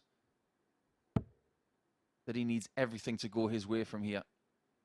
Do you think he just needs to soften that throw a 27. Are you referring to Josh? No. To Mike? Yeah. Although there's just nothing really wrong with it. You just look at it from some angles and you think maybe it could be just take a little bit of intensity out of it. I have an idea about his throw.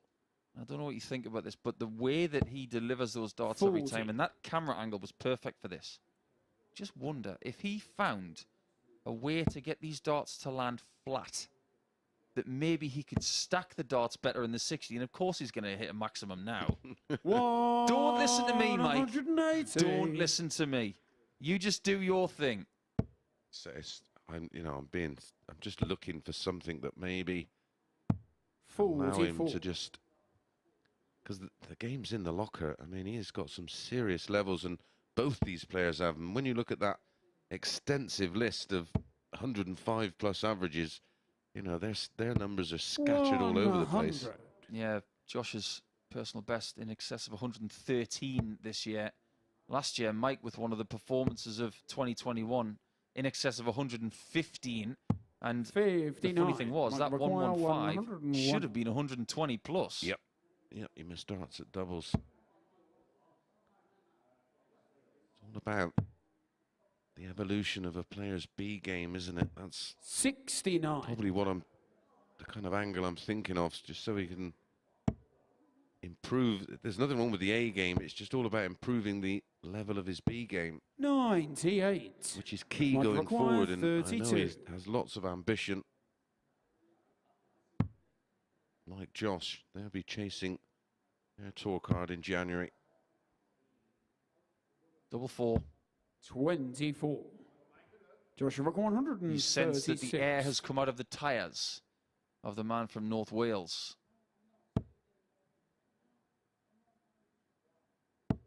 Just to remind you that Warburton needed to win by 4 legs to 1 or better to qualify. 8. It's not been his night. Josh Payne just needs 1 more leg to win the group. Game But he will have to wait a little bit longer. Warburton. He doesn't get a look at that 91. Interesting dynamic about this game right now because you sense that Warburton knows his fate. Yeah, absolutely. And that leg was a perfect example of, you know, there was a 180 in the leg and it was still a 20 darter. Luke, lessen the lights a little bit, please. Can we sort the lights out, please? There may have been an issue with the 4-legged Mike to lights throw being a first. little bit Game on. too bright, the ones that shine in the direction of the players. Yeah, I think some of the lights that 60. shine towards the audience may have just flickered under the stage a little bit there. I think they did. It went very bright. Maybe someone just accidentally clipped a button or one of the many thousands of buttons in the 57. gallery. Yeah, dart players are very sensitive to light because when they go into practice rooms, they have very nice conditions to get used to the lights around that certain room. But when you go onto the stage, 60. it's a lot brighter. And if you're not used to that, you can find yourself adjusting over a 3 or 4 minute period. And if you don't adjust quickly, you could have lost the match already. That's what the sunglasses were for then, Nico. Oh, yeah. I did ask if I could keep them on. And the late Tommy Cox said, don't be stupid. 85. As direct as ever, Tommy. The stories I have for Tommy, I just couldn't possibly say on air. But he was a wonderful character. 180. Really, really funny fella. Driest of sense of humours, didn't he? He had a lot of fun with the other officials. Didn't That's for take sure. fools gladly, that's for sure. 100. Joshua 164. Now, Josh, 6 darts and 164. And that will make sure that you win the group and Scott does not. Winning this group 60. will give you a semi-final against Thibault Tricole, who is very much cock-a-hoop right now. A French soup. 140. Joshua Coq au vin, 104. actually. 104. We're looking at the 16s for this. Wanted to get 4 of them, but he's magnetized to that 7 segment here. He's only got 28 points there. Or 20. 48. Would have left double Like to 8. require 56. So, all beat to hold. There is a different scenario that's coming into this game if Mike hits this double 10. And he Game does show hit the it. 4-play. And that scenario Mike is Warburton. as such. Scott Baker will win the group if Warburton wins this match by 4 legs to 2. Now, Warby think can't it's go Josh to through, throw but he can first. influence who wins Game the on. group and who finishes second.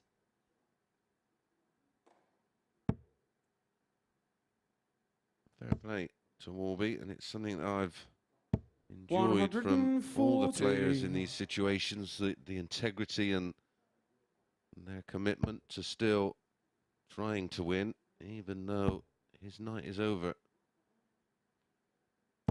100. I just found it hard playing this sort of round-robin darts when you knew your days were numbered.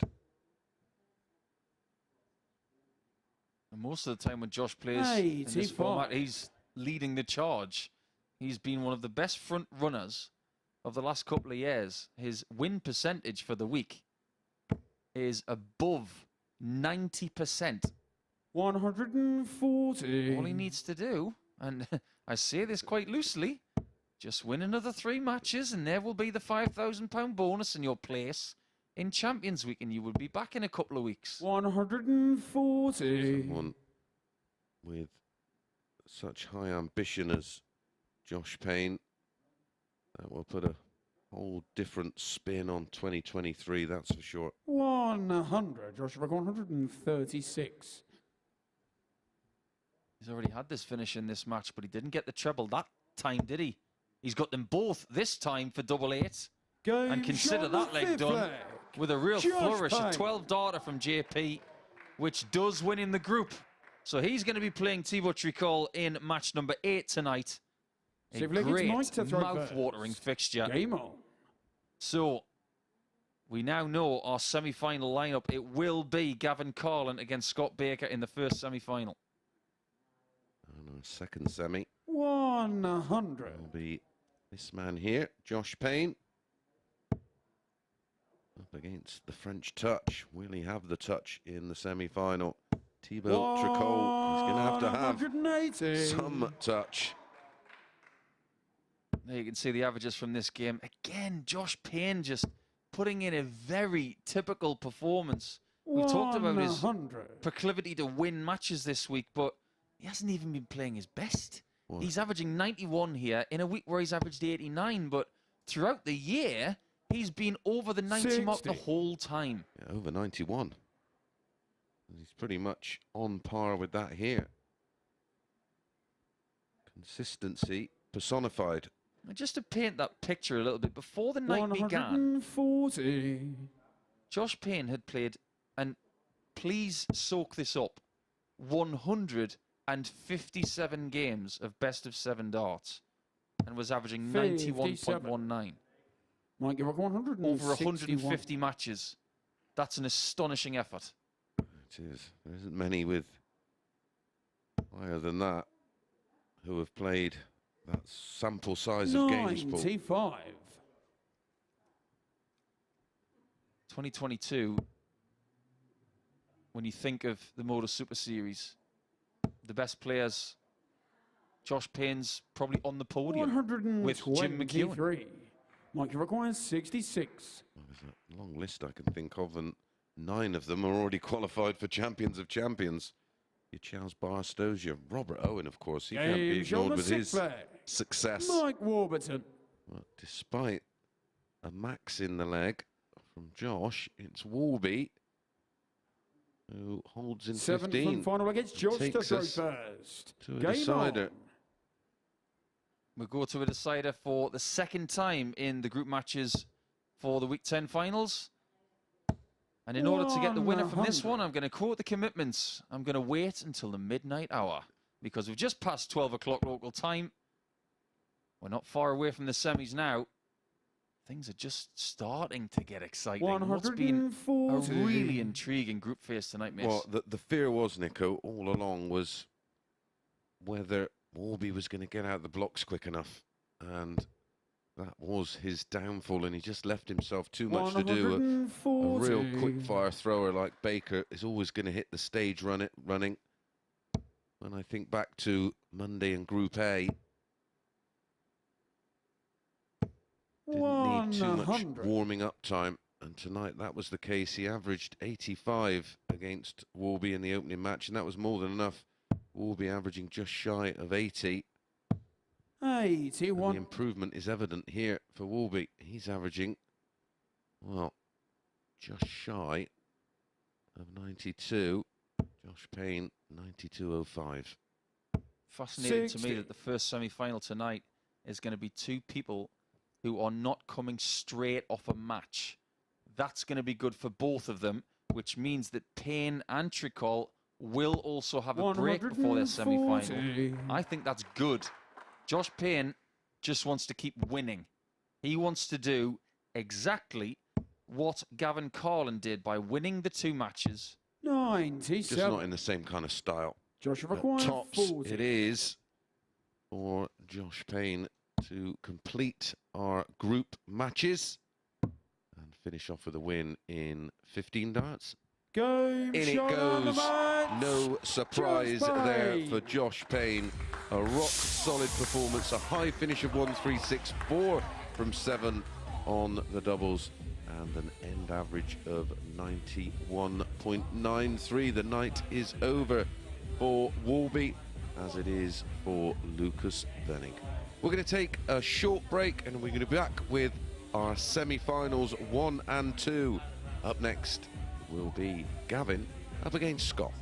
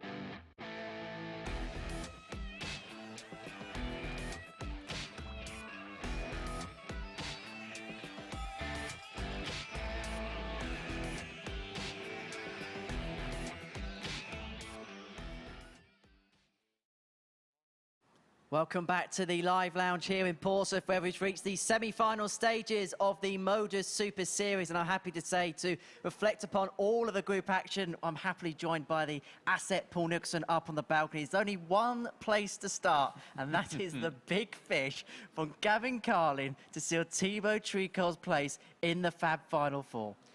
The only way that could have been better was if he needed to do that for himself.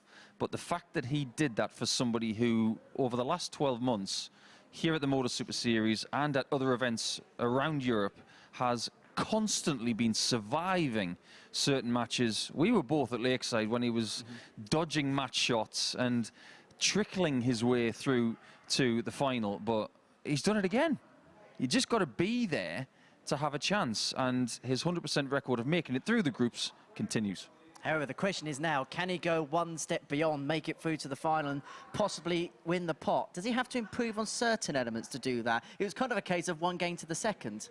Yeah, you could see the despair in game 2 from Thibault, but the start in game 1 was very encouraging. Now that he's been given this lifeline, maybe, as Chris Mason would say, his name's on pot lad. But the fact of the matter is, if he can play the way he did at the start of the night and just maintain that, he's got every chance.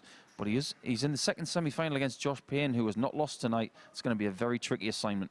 And Josh Payne, the informed player going into finals night, he's kept that form up going into this evening's play. And you just get the sense, if someone's going to win this title this week, they're going to have to get past Josh Payne. That has to be the case. And if Thibault was to do the job in the semi-finals, you would fancy him in the final potentially. But Josh is just a machine. Over the last 8-9 months playing with us, he's had this incredible consistency. He's had some near misses, but he's had success as well. And I just get the feeling that he really relishes the job on Saturday nights here. Scott Baker is first up in the semi-finals against Gavin Carlin. Scott was the only player actually in the final round of fixtures who could actually sit back, relax, and I suppose enjoy the action and not endure it. Does it, for him, kind of the fact that he had that time to relax, is that a pro or con in your view? I don't think it means much with Scott. I think he takes everything like Teflon.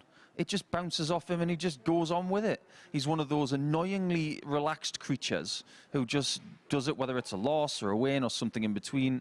But the fact that he was given that time to relax and prepare mentally for the semi-finals, regardless of whether it was the first or the second one, it just gives him that level of comfort that nobody else had. Shall we get on with it? Yeah, let's do it. Let's watch some more darts. It's semi-final time here at the Super Series. Let's get the players on the stage. This man is going to make the run up to the commentary box to join Chris Mason. Thank you very much, chaps. I'm very much looking forward to this one. Is Gavin Carlin against Scott Baker. These two, of course, know each other very, very well. Their 6th meeting this week, Monday. It was Carlin just edging out Baker. 4-3, despite Baker averaging 96.58. Tuesday, Baker getting revenge, winning 4-2 Gavin to throw with first. a 97.86, winning on Wednesday 4-0 with a 96.97. Being edged out 4-3 again with a higher average. Average 94.40, lost 4-3. Friday, Baker winning 4-2. In fact, that was his only win of the session. 70. Delighted Paul as like the hot stepper. Higher down the stairs, getting your steps in, pal. Need it with all that gouty food you were eating last week. Oh, thanks. 100. Yeah, it's a really good segue that actually, because you think about Josh Payne's walk-on song is actually Here Comes the Hot Stepper by Eni Kamosi. I don't know whether remembering that track makes us old or young. I was going to get that in, but I couldn't remember the artist. Yeah, it's a bit of a one-hit wonder. Unlike our dart players in the semi-finals, you can't be a one-hit wonder 85. and get through this week 10. I suppose it's a qualifier for the Champions Week. Scott Baker 140. and Gavin Carlin are now in a knockout scenario. And we don't have a third, fourth place playoff anymore on a Saturday night. It's all about this to get to the final. And if you lose, you're done. There's quite something about how I've written this down, Gavin and 78. Baker, because there's a guy in the West Midlands, a very good dart player, who Scott will know very well. They're not related. As he needs double eight and hits it for a 15 dart leg, who's called Gavin Baker. And he's actually a very well-known Tom Jones impersonator. Really good pal of mine. Played pairs with him, played league with him. Really tidy player back in the day.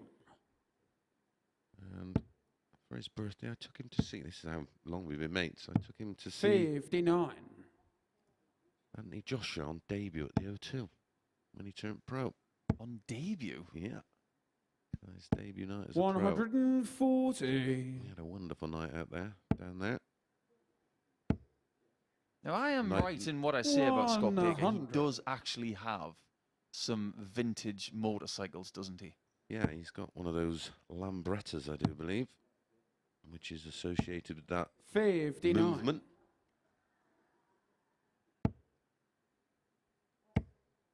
Apart from 100. the Angels, I don't think there's any other movement associated with motorbikes. Not that you could really call a Lambretta a motorbike. They're like a hairdryer, aren't they?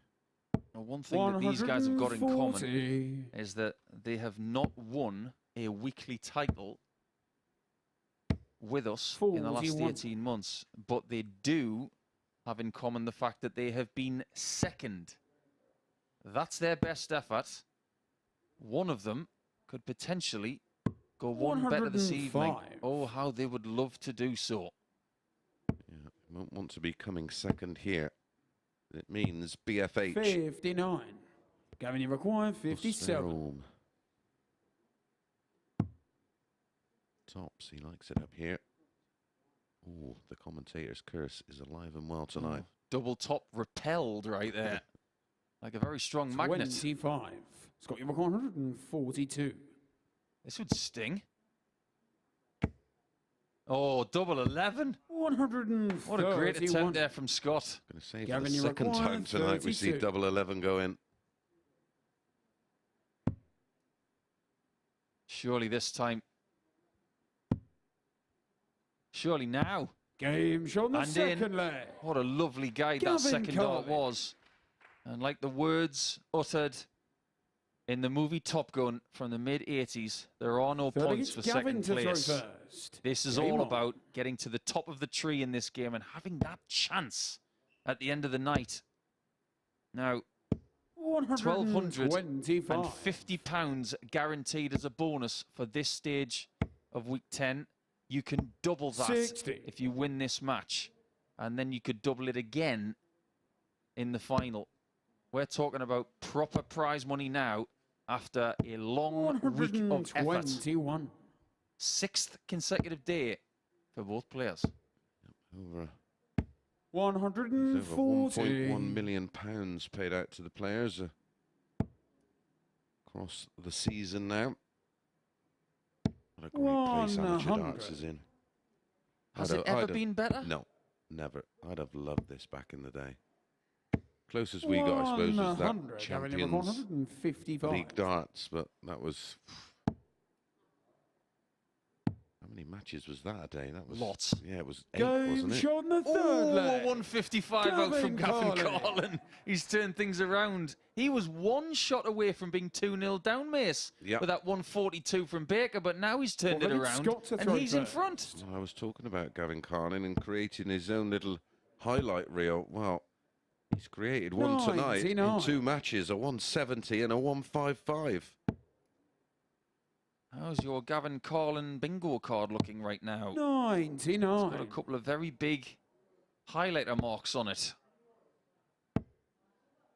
But maybe the biggest weapon that Scott Baker has in his arsenal is that ability to just get on with the job instead of using up that mental bandwidth like some players do. He just swats it away and gets on with the job as long as he's still got the possibility of winning. 43. He will acknowledge his opponent quite graciously He just gets on and plays the game. Most certainly doesn't play the player, but this is right up there with one of the best performances we have seen from Carling all week. There you have the proof. First maximum, but 3 figures after 3 legs, and it could well be a 3-1 lead. If he finds the ball, he went for it. Aggressive darts. That shows you how confident he's feeling, Paul. The fact that he didn't even contemplate taking a sand wedge. Gavin, you require put him 25. one within a couple of feet. Double 8. Got plenty of time. 17. And that was, you would somewhat hesitantly say, was a constructive miss. The last thing he wanted to do was leave himself on 2s. 87. Yeah, he's just put one out there, hasn't he?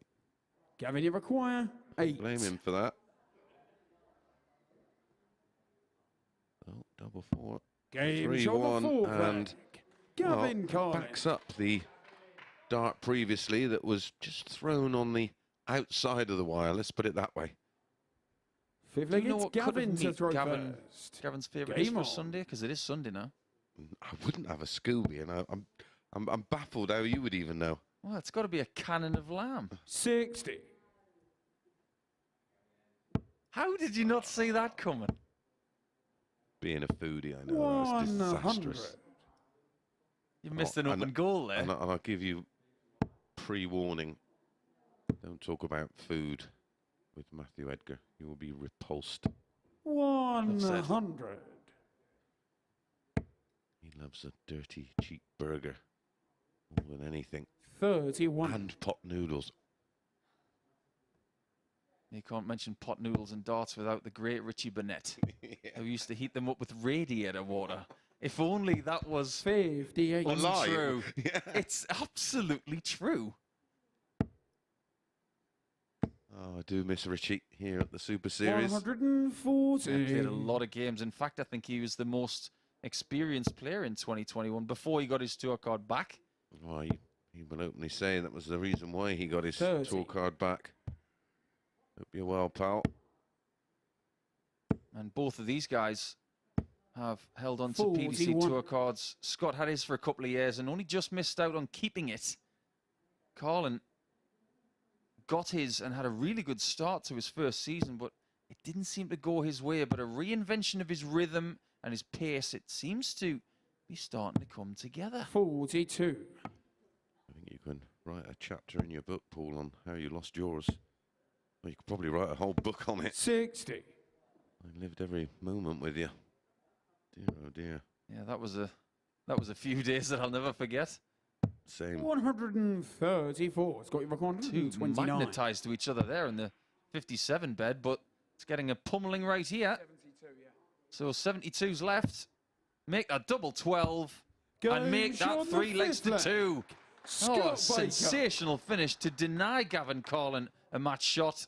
That was world class from the man known as the Mod. 6 legged Scott to throw more first. importantly for Scott, not only does it keep him in the tie, it was a break of throw. He now has the darts to level things up. 121. And that shot on 129 is very similar to that 128 shot, isn't it? You almost, if you hit a trouble, you got to hit another. He certainly did that. 180. No problem on the trebles there for Carling. He picks off 140. second 180. No 180s so far for Baker. Carlin just keeps hitting that 60. He went through spells towards the back end of Group A. 123. And he did, well, significantly improved more than anybody else. 140. Baker's done really well to get to the finish first here. He's been under so much pressure over the last leg and a half to try and give himself enough breathing space. 100. He doesn't have a great deal. Carlin scored 303 in 6 darts there. 60. Well, Gavin, you require he's found the 170. He's had a 152. 155. Can he win this one? With the 152 This is actually easier than the 155. and the 170. 58. It proves too much. Got you require 40. Are we going to have a one-leg shootout to see who wins semi-final 1? Double 10. 30. Oh, they could be vital. Vital misses. You require 94. Head in hands type of misses for the mod. And Carlin has that decision to make. He'll look at the bull. He'll look at the 19s. He will look at the bull again. 49. And he can't finish this match on the centre Scott, you button. require 10. Oh, double 5. Last chance saloon for Scott. Double 2. 6. Well, what an opportunity Gavin, you that was for a level 45. game, and we know in a last leg shootout for a place in the final, anything could have happened. Scott is saying to himself right now, I've had my chance. Carlin has his for the final. He finds double 10 and he will play in the very last match of week 10 in stage 1. Now we have to find out who he will play against.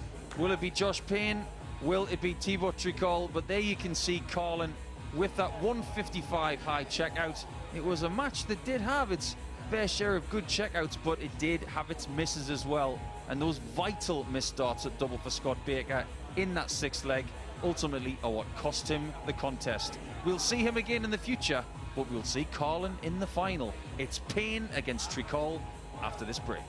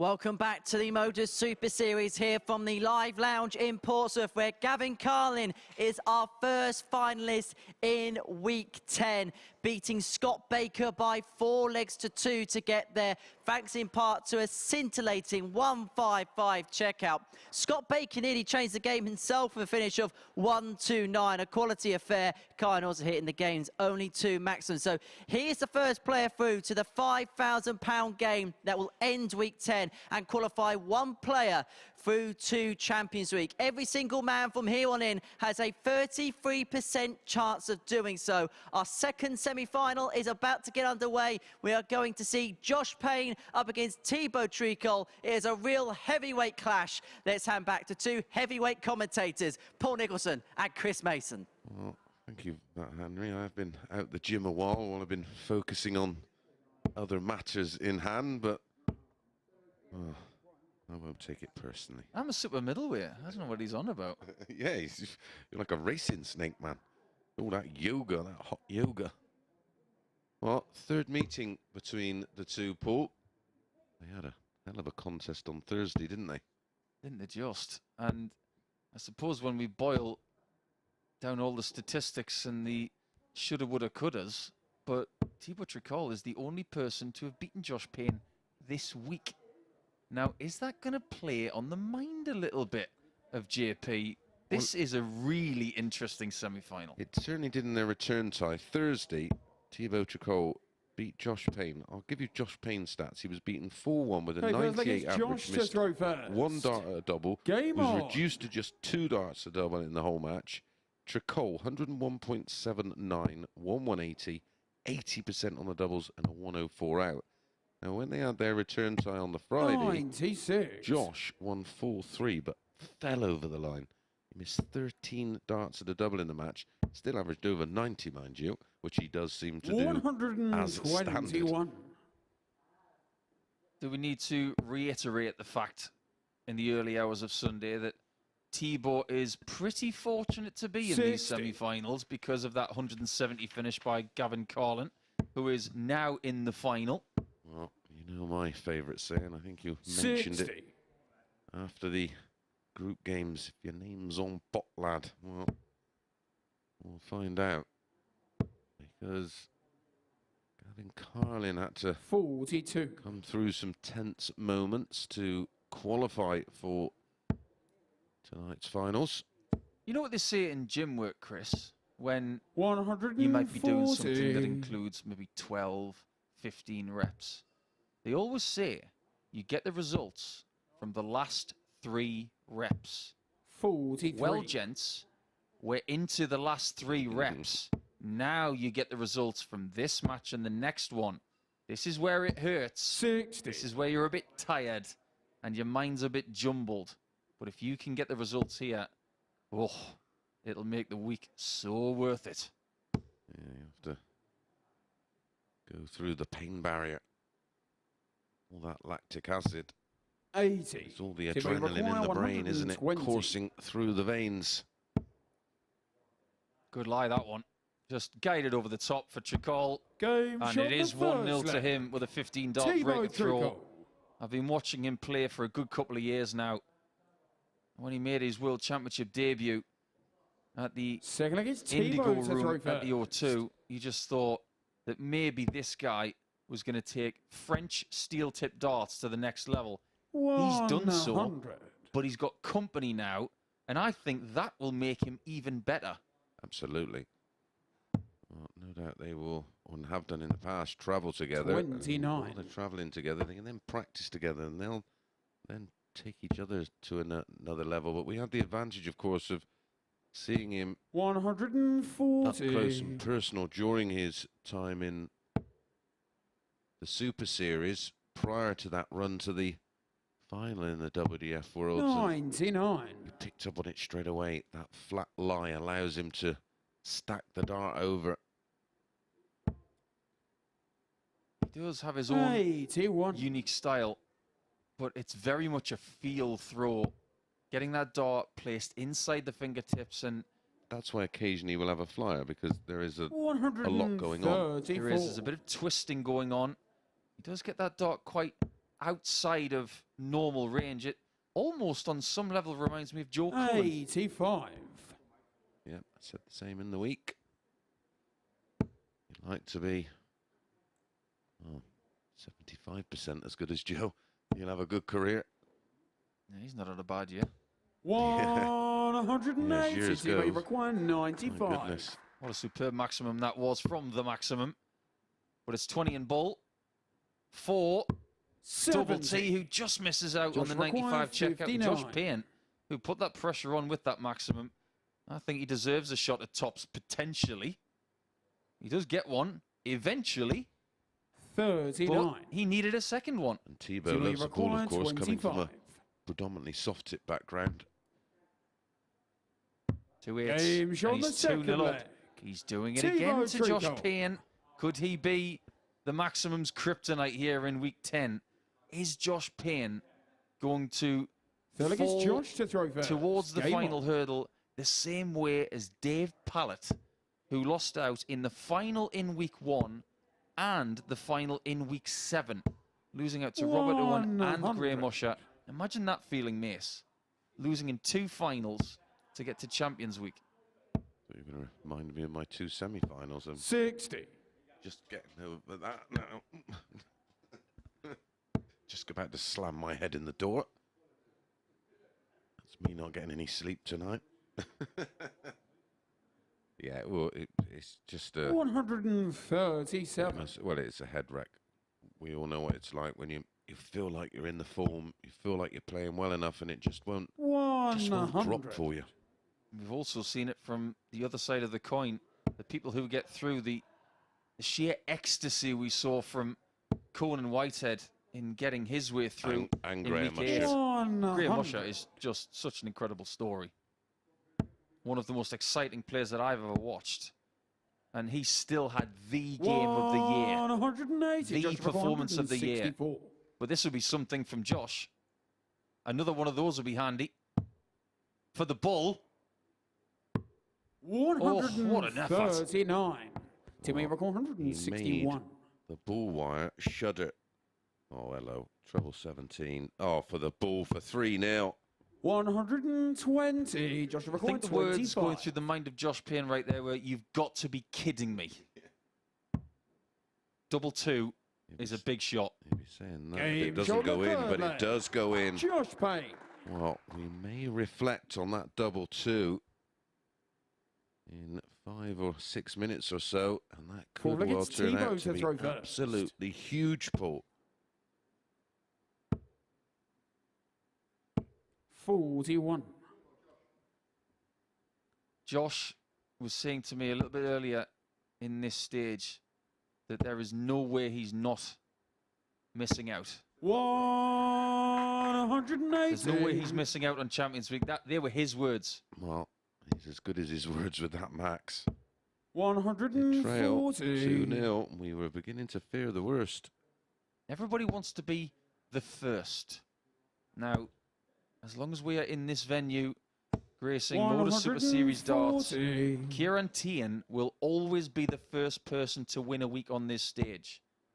But who will be the first to win 41. a Champions Week on this stage? Bill Taylor made a career of being firsts, didn't he? Especially names on trophies. 140. Forced that dart in. Created an angle. If you can't see an angle, 125. Use the force. Josh record 41. use the force, Josh. 9 for double 16 to bring us into a best of 3-leg contest. Game show. Excellently number 4 done. He didn't Josh give Payne. himself a great deal of comfort with that first effort because it was nowhere near. But I suppose it wasn't in the way. Fifth leg, it's Josh to throw first. Down 2-0. Game on. In 15 and 17, the response from 2-0 down is 2 legs converted in just 27 darts. 82. Just another good mid-90s average game. And how many times have we seen at this time on a Sunday morning, Mace, the players are getting a bit tired 140. and a bit lethargic after playing many consecutive days. Thibault's playing his 6th day.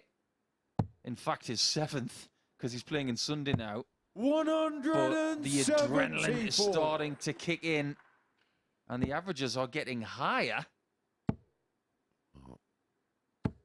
100. It's the thought of winning that $5,000 and being in Champions Week to try and get your hands on the £20,000. It is a game changer for all these players. Well, you've got to think about this. 135. He got away with that one. Single 20 doesn't leave a finish. Would have left 166. May not matter. 85. Now, Thibault, you rock 100. it could have a huge bearing on this semi-final. Treble 19 leaves the bull. It makes no difference. And Payne should retake the lead. 58. For the first time Joshua in the semi-final. Use that. Oh, back up at double 5. This is no gimme. 10. Reminiscent Thibault, you of the final 68. in week 4. They are the kind of shots he missed. And he was punished on that occasion by Daryl Pilgrim, who qualified. Thibault poises. No and he score. busts the lot. Joshua required 10. Well, just a matter of millimetres north into double 18 instead of double 4. Can he use it? Oh, that went in the 5. 5. The number 5. Thibault, you require That must have 68. been a flyer. Yeah, he put a bit too much on it, I think. He was just trying to crush in off the dart. This is the problem for Thibault. He's now only getting 1 dart because of the bust. 36. Joshua require 5. What a leg this has been. We've had the excellence. Now we've got the nerve shredders. Double 2, you said, Mace, was a big double in this match. It could be again.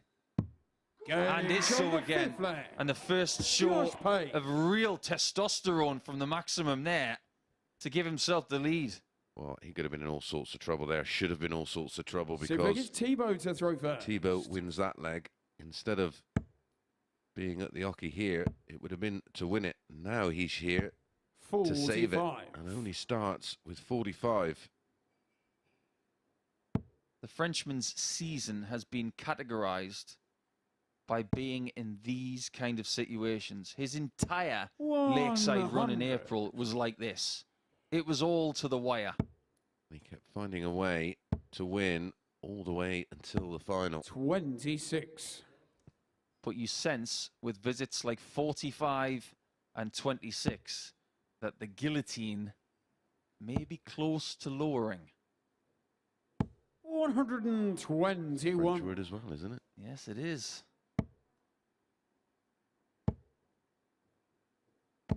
100. You may have seen a few magic tricks from people who can circumnavigate the guillotine coming down and still have their head intact. Maybe the French touch has got a little bit of magic up his sleeve. Oh, at the moment, his head is in the bucket. 110 behind minus these. 41. And the poor scoring visits continue. He's down to 289 with visits of 45, 26, a ton and 41. The scores you'd expect to see down the dog and duck on a Tuesday night. Josh Payne will expect now to get darts, 140. to win the semi-final, to be in another final. This leg was a pure hangover from the previous one for Thibault. It's pure elation for Josh Payne and more frustration for the Frenchman as he's edged out in our second semi-final. So our final will be Gavin Carlin against Josh Payne.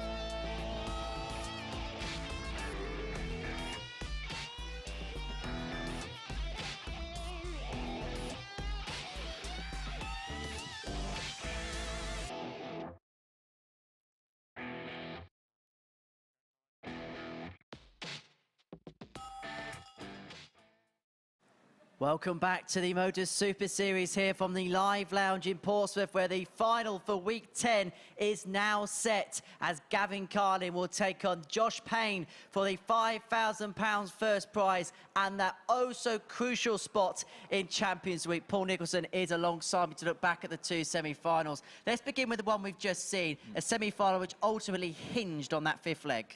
It did, because chances were falling the way of Josh Payne and for Thibault Tricole. Unfortunately for the Frenchman, he wasn't able to take his opportunity, and he'll be thinking about his shots at double in that leg for quite a few days now, I would suspect. But Josh had his chances. Ultimately, he took his chance in leg 5, and leg 6 was a bit easy after that. Josh Payne, who's on a winning run here at the Super Series, as you can see, a 91.5 average. The checkout's kind of skewed by that fifth leg where there was missed doubles at 2 apiece. So we know who he's going to play in the final as well. Gavin Carlin, he won for the first semi-final against Scott Baker. And this is a huge, huge game, this, for Gavin. It is. You consider what he's done over the last 3 or 4 seasons. When he made his way to the PDC Tour, there were a lot of people who didn't know a great deal about him. He had a very good start to his career, but he wasn't able to sustain that. But now he's reinvented his game a little bit. He's almost starting from scratch with a little bit of a reputation. But the way he's performed this week, very, very good. Without being the man, but now he can be the man if he gets one win against Josh Payne, who has lost only 1 match out of, 13 games now? It's incredible, isn't it? It really is. I mean, as far as win percentages go for a week, I haven't seen anything as good as this, apart from maybe Jim McEwen in week 4. Well, the final of Week 10 is coming up shortly, but let's look ahead to what we're going to see next week in Week 11. There's some real quality names in this field. Let's go through Group A first, because me and you are going to be doing the first 2 days of this on commentary together. Daniel Klose, Greg Ritchie, who's come back into some form over the last few months. Mark McGeaney, former Lakeside World finalist. Peter Jakes, a player we've seen many times over the years. Rob Collins and Ryan Murray also in that field. I think they're the two I think we're probably intrigued by more than anyone else. Yeah, I'm intrigued by Ryan Murray, because when he's played a little bit earlier in the season with us, he didn't show us anywhere close to what he can possibly do. So a little bit of redemption potentially for Ryan Murray, but I'm really interested to see Greg Ritchie back, the diminutive Scotsman who is very creative when it comes to the finishing. He's the only person that I know of in the history of the MODUS Super Series who has hit 120 with 3 double tops. So that tells you what he could possibly do. The Super Series de Sousa. Group B, whoever drops into this is going to have a tough time. Robert Thornton, Ryan Palmer, Stephen Burton. Ouch. Well, there you go. You've got the world senior champion there, and Robert Thornton. Burton is very dangerous, as we know. Ryan Palmer, the Lion from Bristol. Really looking forward to seeing him. But as far as the next one's concerned in Group C, I mean, Yanis Mustaevs. I'm glad you said it. I think that was right, but I believe he's a very, very talented Latvian. Indeed, and he's going to be joined by Jordan Brooks making a debut here. I think a player that we've been looking forward to seeing for a long time. And Martin Adams will return to this stage as well. Yeah, I mean, let's face facts. Martin Adams coming back here. This is the sole reason why a lot of people are going to tune in, because they still love to watch Adams, and he could still make it to Champions Week. I thought it was to listen to you and Murph on commentary next week. Of course it's about Wolfie and Thornton. They're 2 of the greats of the game. Indeed, and we've got a great final as well coming up. It's Gavin Carlin up against Josh Payne. And before play gets underway, Paul, I'm going to ask you the most horrible question of the night. Who's going to pick up the 5K? I'm going to say Josh Payne seems to be on it this week. He's got this real steely determination to get the job done. And if he was to lose this game, he'd feel just as bad as he did at the end of week 4 when he lost to Daryl Pilgrim. So redemption is on his mind. Well, let's get it on. It's time for the final here at the MODUS Super Series. It's Gavin Carlin up against Josh Payne in the company of this man here and Chris Mason. Thank you very much, Henry. And here we have Week 10, the finale. Gavin Carlin taking on Josh Payne. It is Gavin Carlin who won the ball and will throw first in the odd legs. As always, best of 7. Okay, first leg, it's Gavin to throw first in legs 1, Game 3, on. 5 and 7 if required. And probably apart from the match that secured his tour card in seasons 20 and 21, this is without doubt one of his biggest matches This is a £2,500 money racer. Winner getting 5k.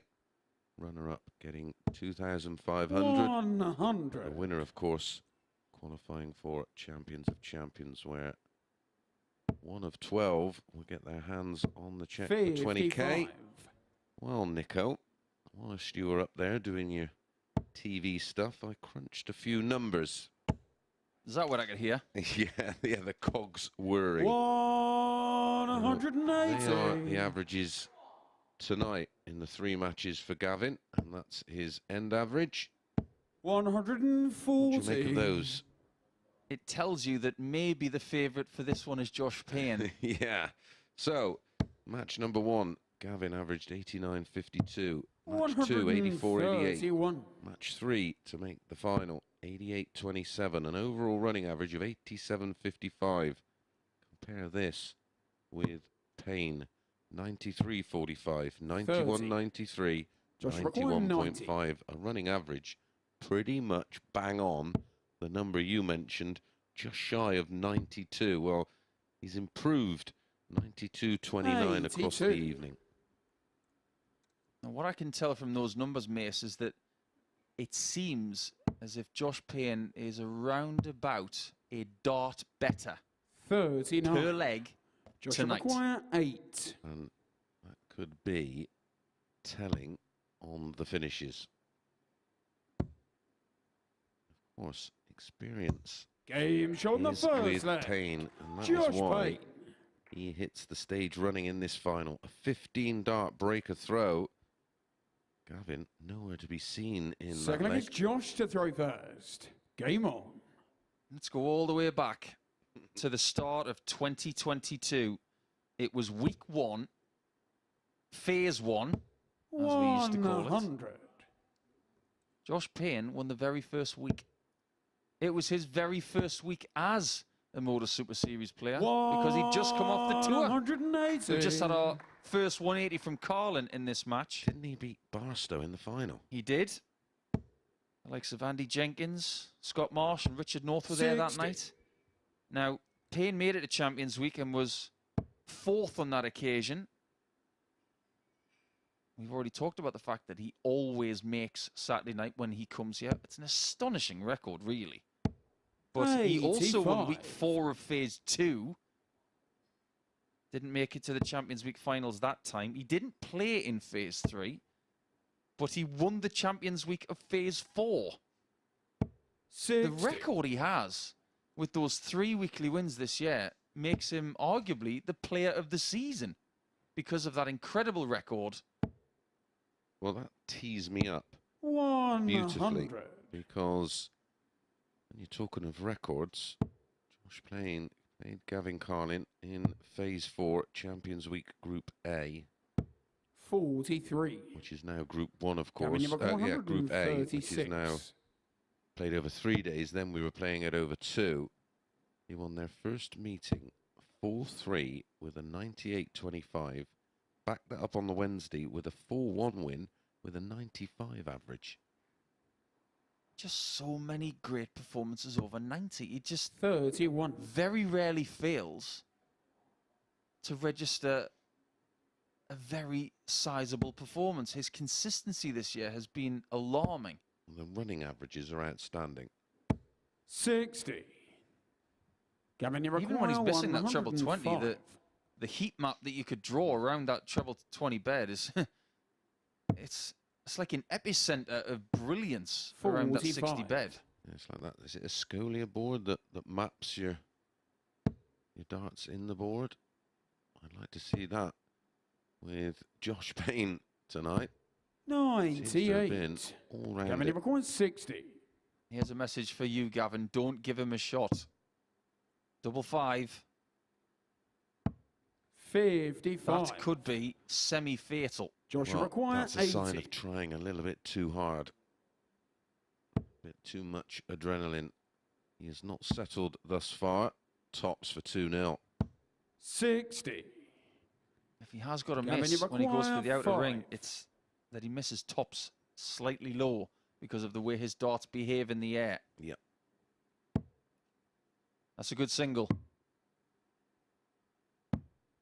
3. But ultimately, that single was in the way 20. of his needed target.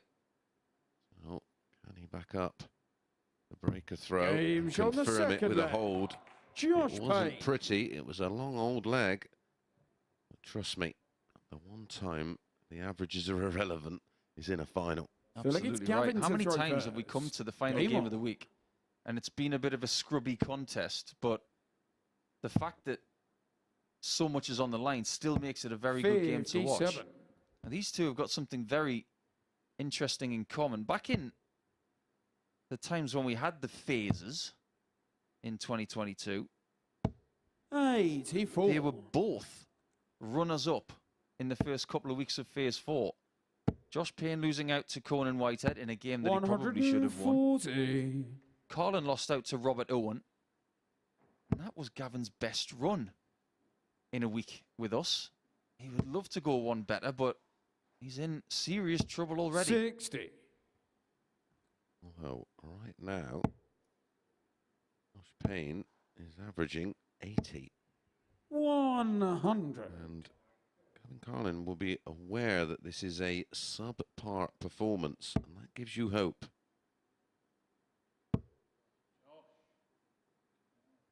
Just having a word with himself. 81. Is he asking too much of himself? Is there too much tension there? Should he just go with the flow a bit more? Well, the fact that Carlin is 123. the quicker of the two, we see it with Baker. They're not so affected by those pressure moments. That pulls in the throw of Payne. Gives him a lot of thinking time. 134. Gavin, you require 81. Good layup in the end. And it forces Carlin to potentially go for 12 and bull, but he 41. doesn't. He did that a Josh little bit earlier on tonight, and it 142. worked. But this is definitely going to be two treble 20s and double 11. Let's have a look. Well, look at Gavin in the background. He's got no idea because he's not even looking at what's 90. happening on the board. Gavin, you Yes, require another 40. top tip. Ignorance is Game bliss. shot on the third leg. But more bliss Gavin Carlin. is when you hit your double. And that erases the gap to just one leg now. Well, Josh still has the insurance policy. Fourth leg, it's of Josh to throw that first. breaker throw in leg Game one on. that came in 15 darts, but there's nothing between their performances at the moment when we look at the stats and break the numbers down. 87. In fact, Gavin Carlin scored 6 scores of a ton or more, just 5. 134. Make that 6. The averages, as you can see, nothing in it at all. Well, certainly nothing that would affect the 95. visits.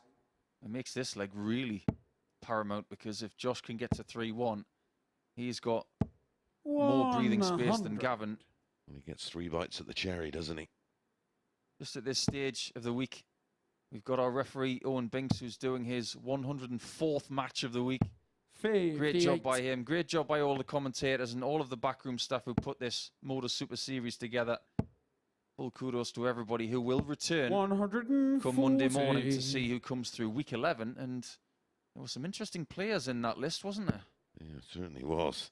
It is a fascinating lineup. Looking forward to seeing Ryan Palmer, a fellow Bristolian, seeing how he takes to the stage. 127 for Gavin. Yeah, the people at home who watch on the Sporty Stuff TV 55. platform and across the YouTube Joshua channel, you tend to see 161. the players and Owen and Henry, and Abby, myself, you.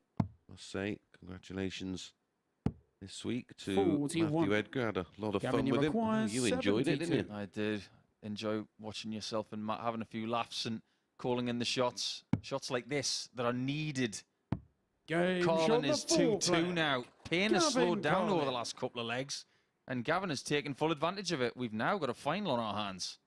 And also a fellow Fifth leg, it's Man Gavin from to the throw northeast. first. Game on. in Glendarren. Had the pleasure of working with him Saturday night. Thoroughly enjoyable. After our job, I think, Nico, isn't he? A little bit too good for my liking, as was Edgar. Not happy about that. I have to have a word. 125. No, we need someone to give us a week off. Well, Josh Payne is thinking right now he can't have seconds off. Carlin's found his mojo. 140. Payne is forced into action with Carlin having the darts now, and we do have to say that throughout the night, people have had the throw based on previous positions and 26. performance. Coming into this final, there was a bullseye shootout to determine who threw first, and Gavin won that. Well, you know, I'm a great believer in fate. 59. And in Group B, Gavin Carlin was in a spot of bother. It was Warby who was out in front 48. after 2 nights.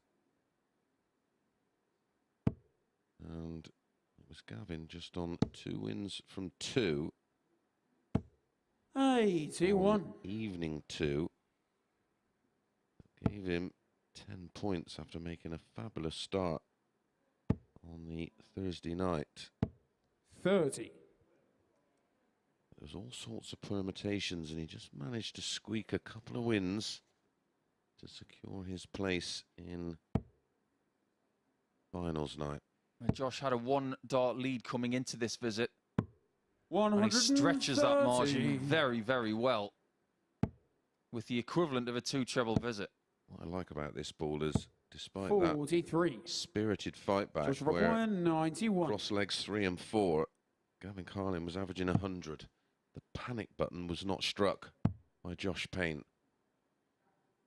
Trouble 18 or trouble 10. He would like to leave a double here. And he's done an 51. excellent job of that.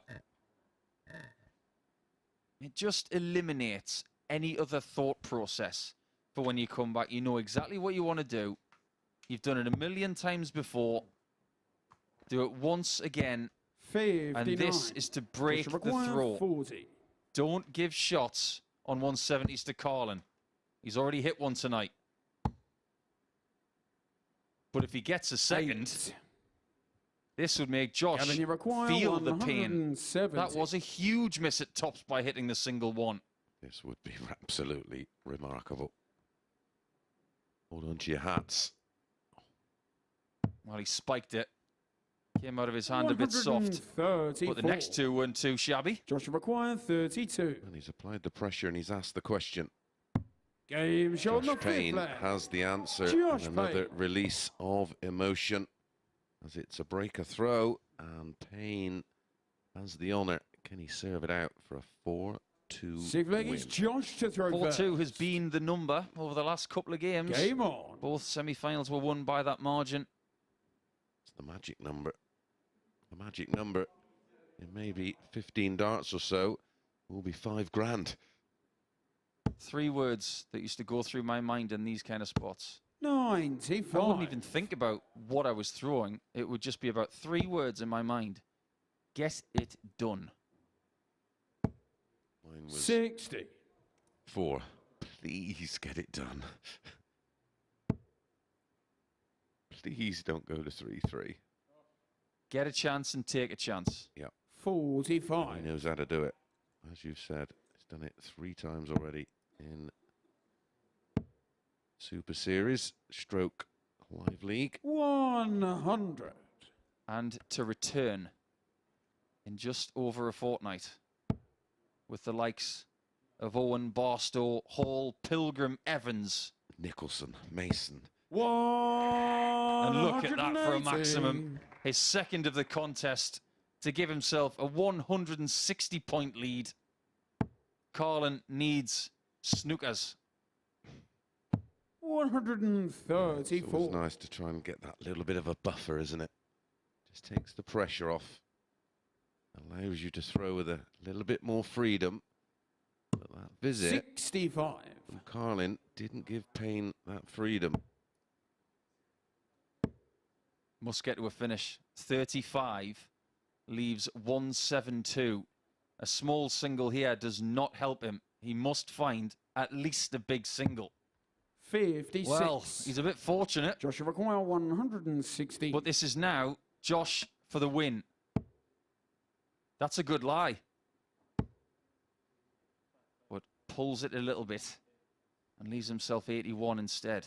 Yeah, there's a little bit too much tricep in 44. that one, and his triceps are Gavin, ample. And that treble 151. treble 3 to score 9 will be music to the ears of Carlin. But again, he needs a treble. 60. Doesn't get one.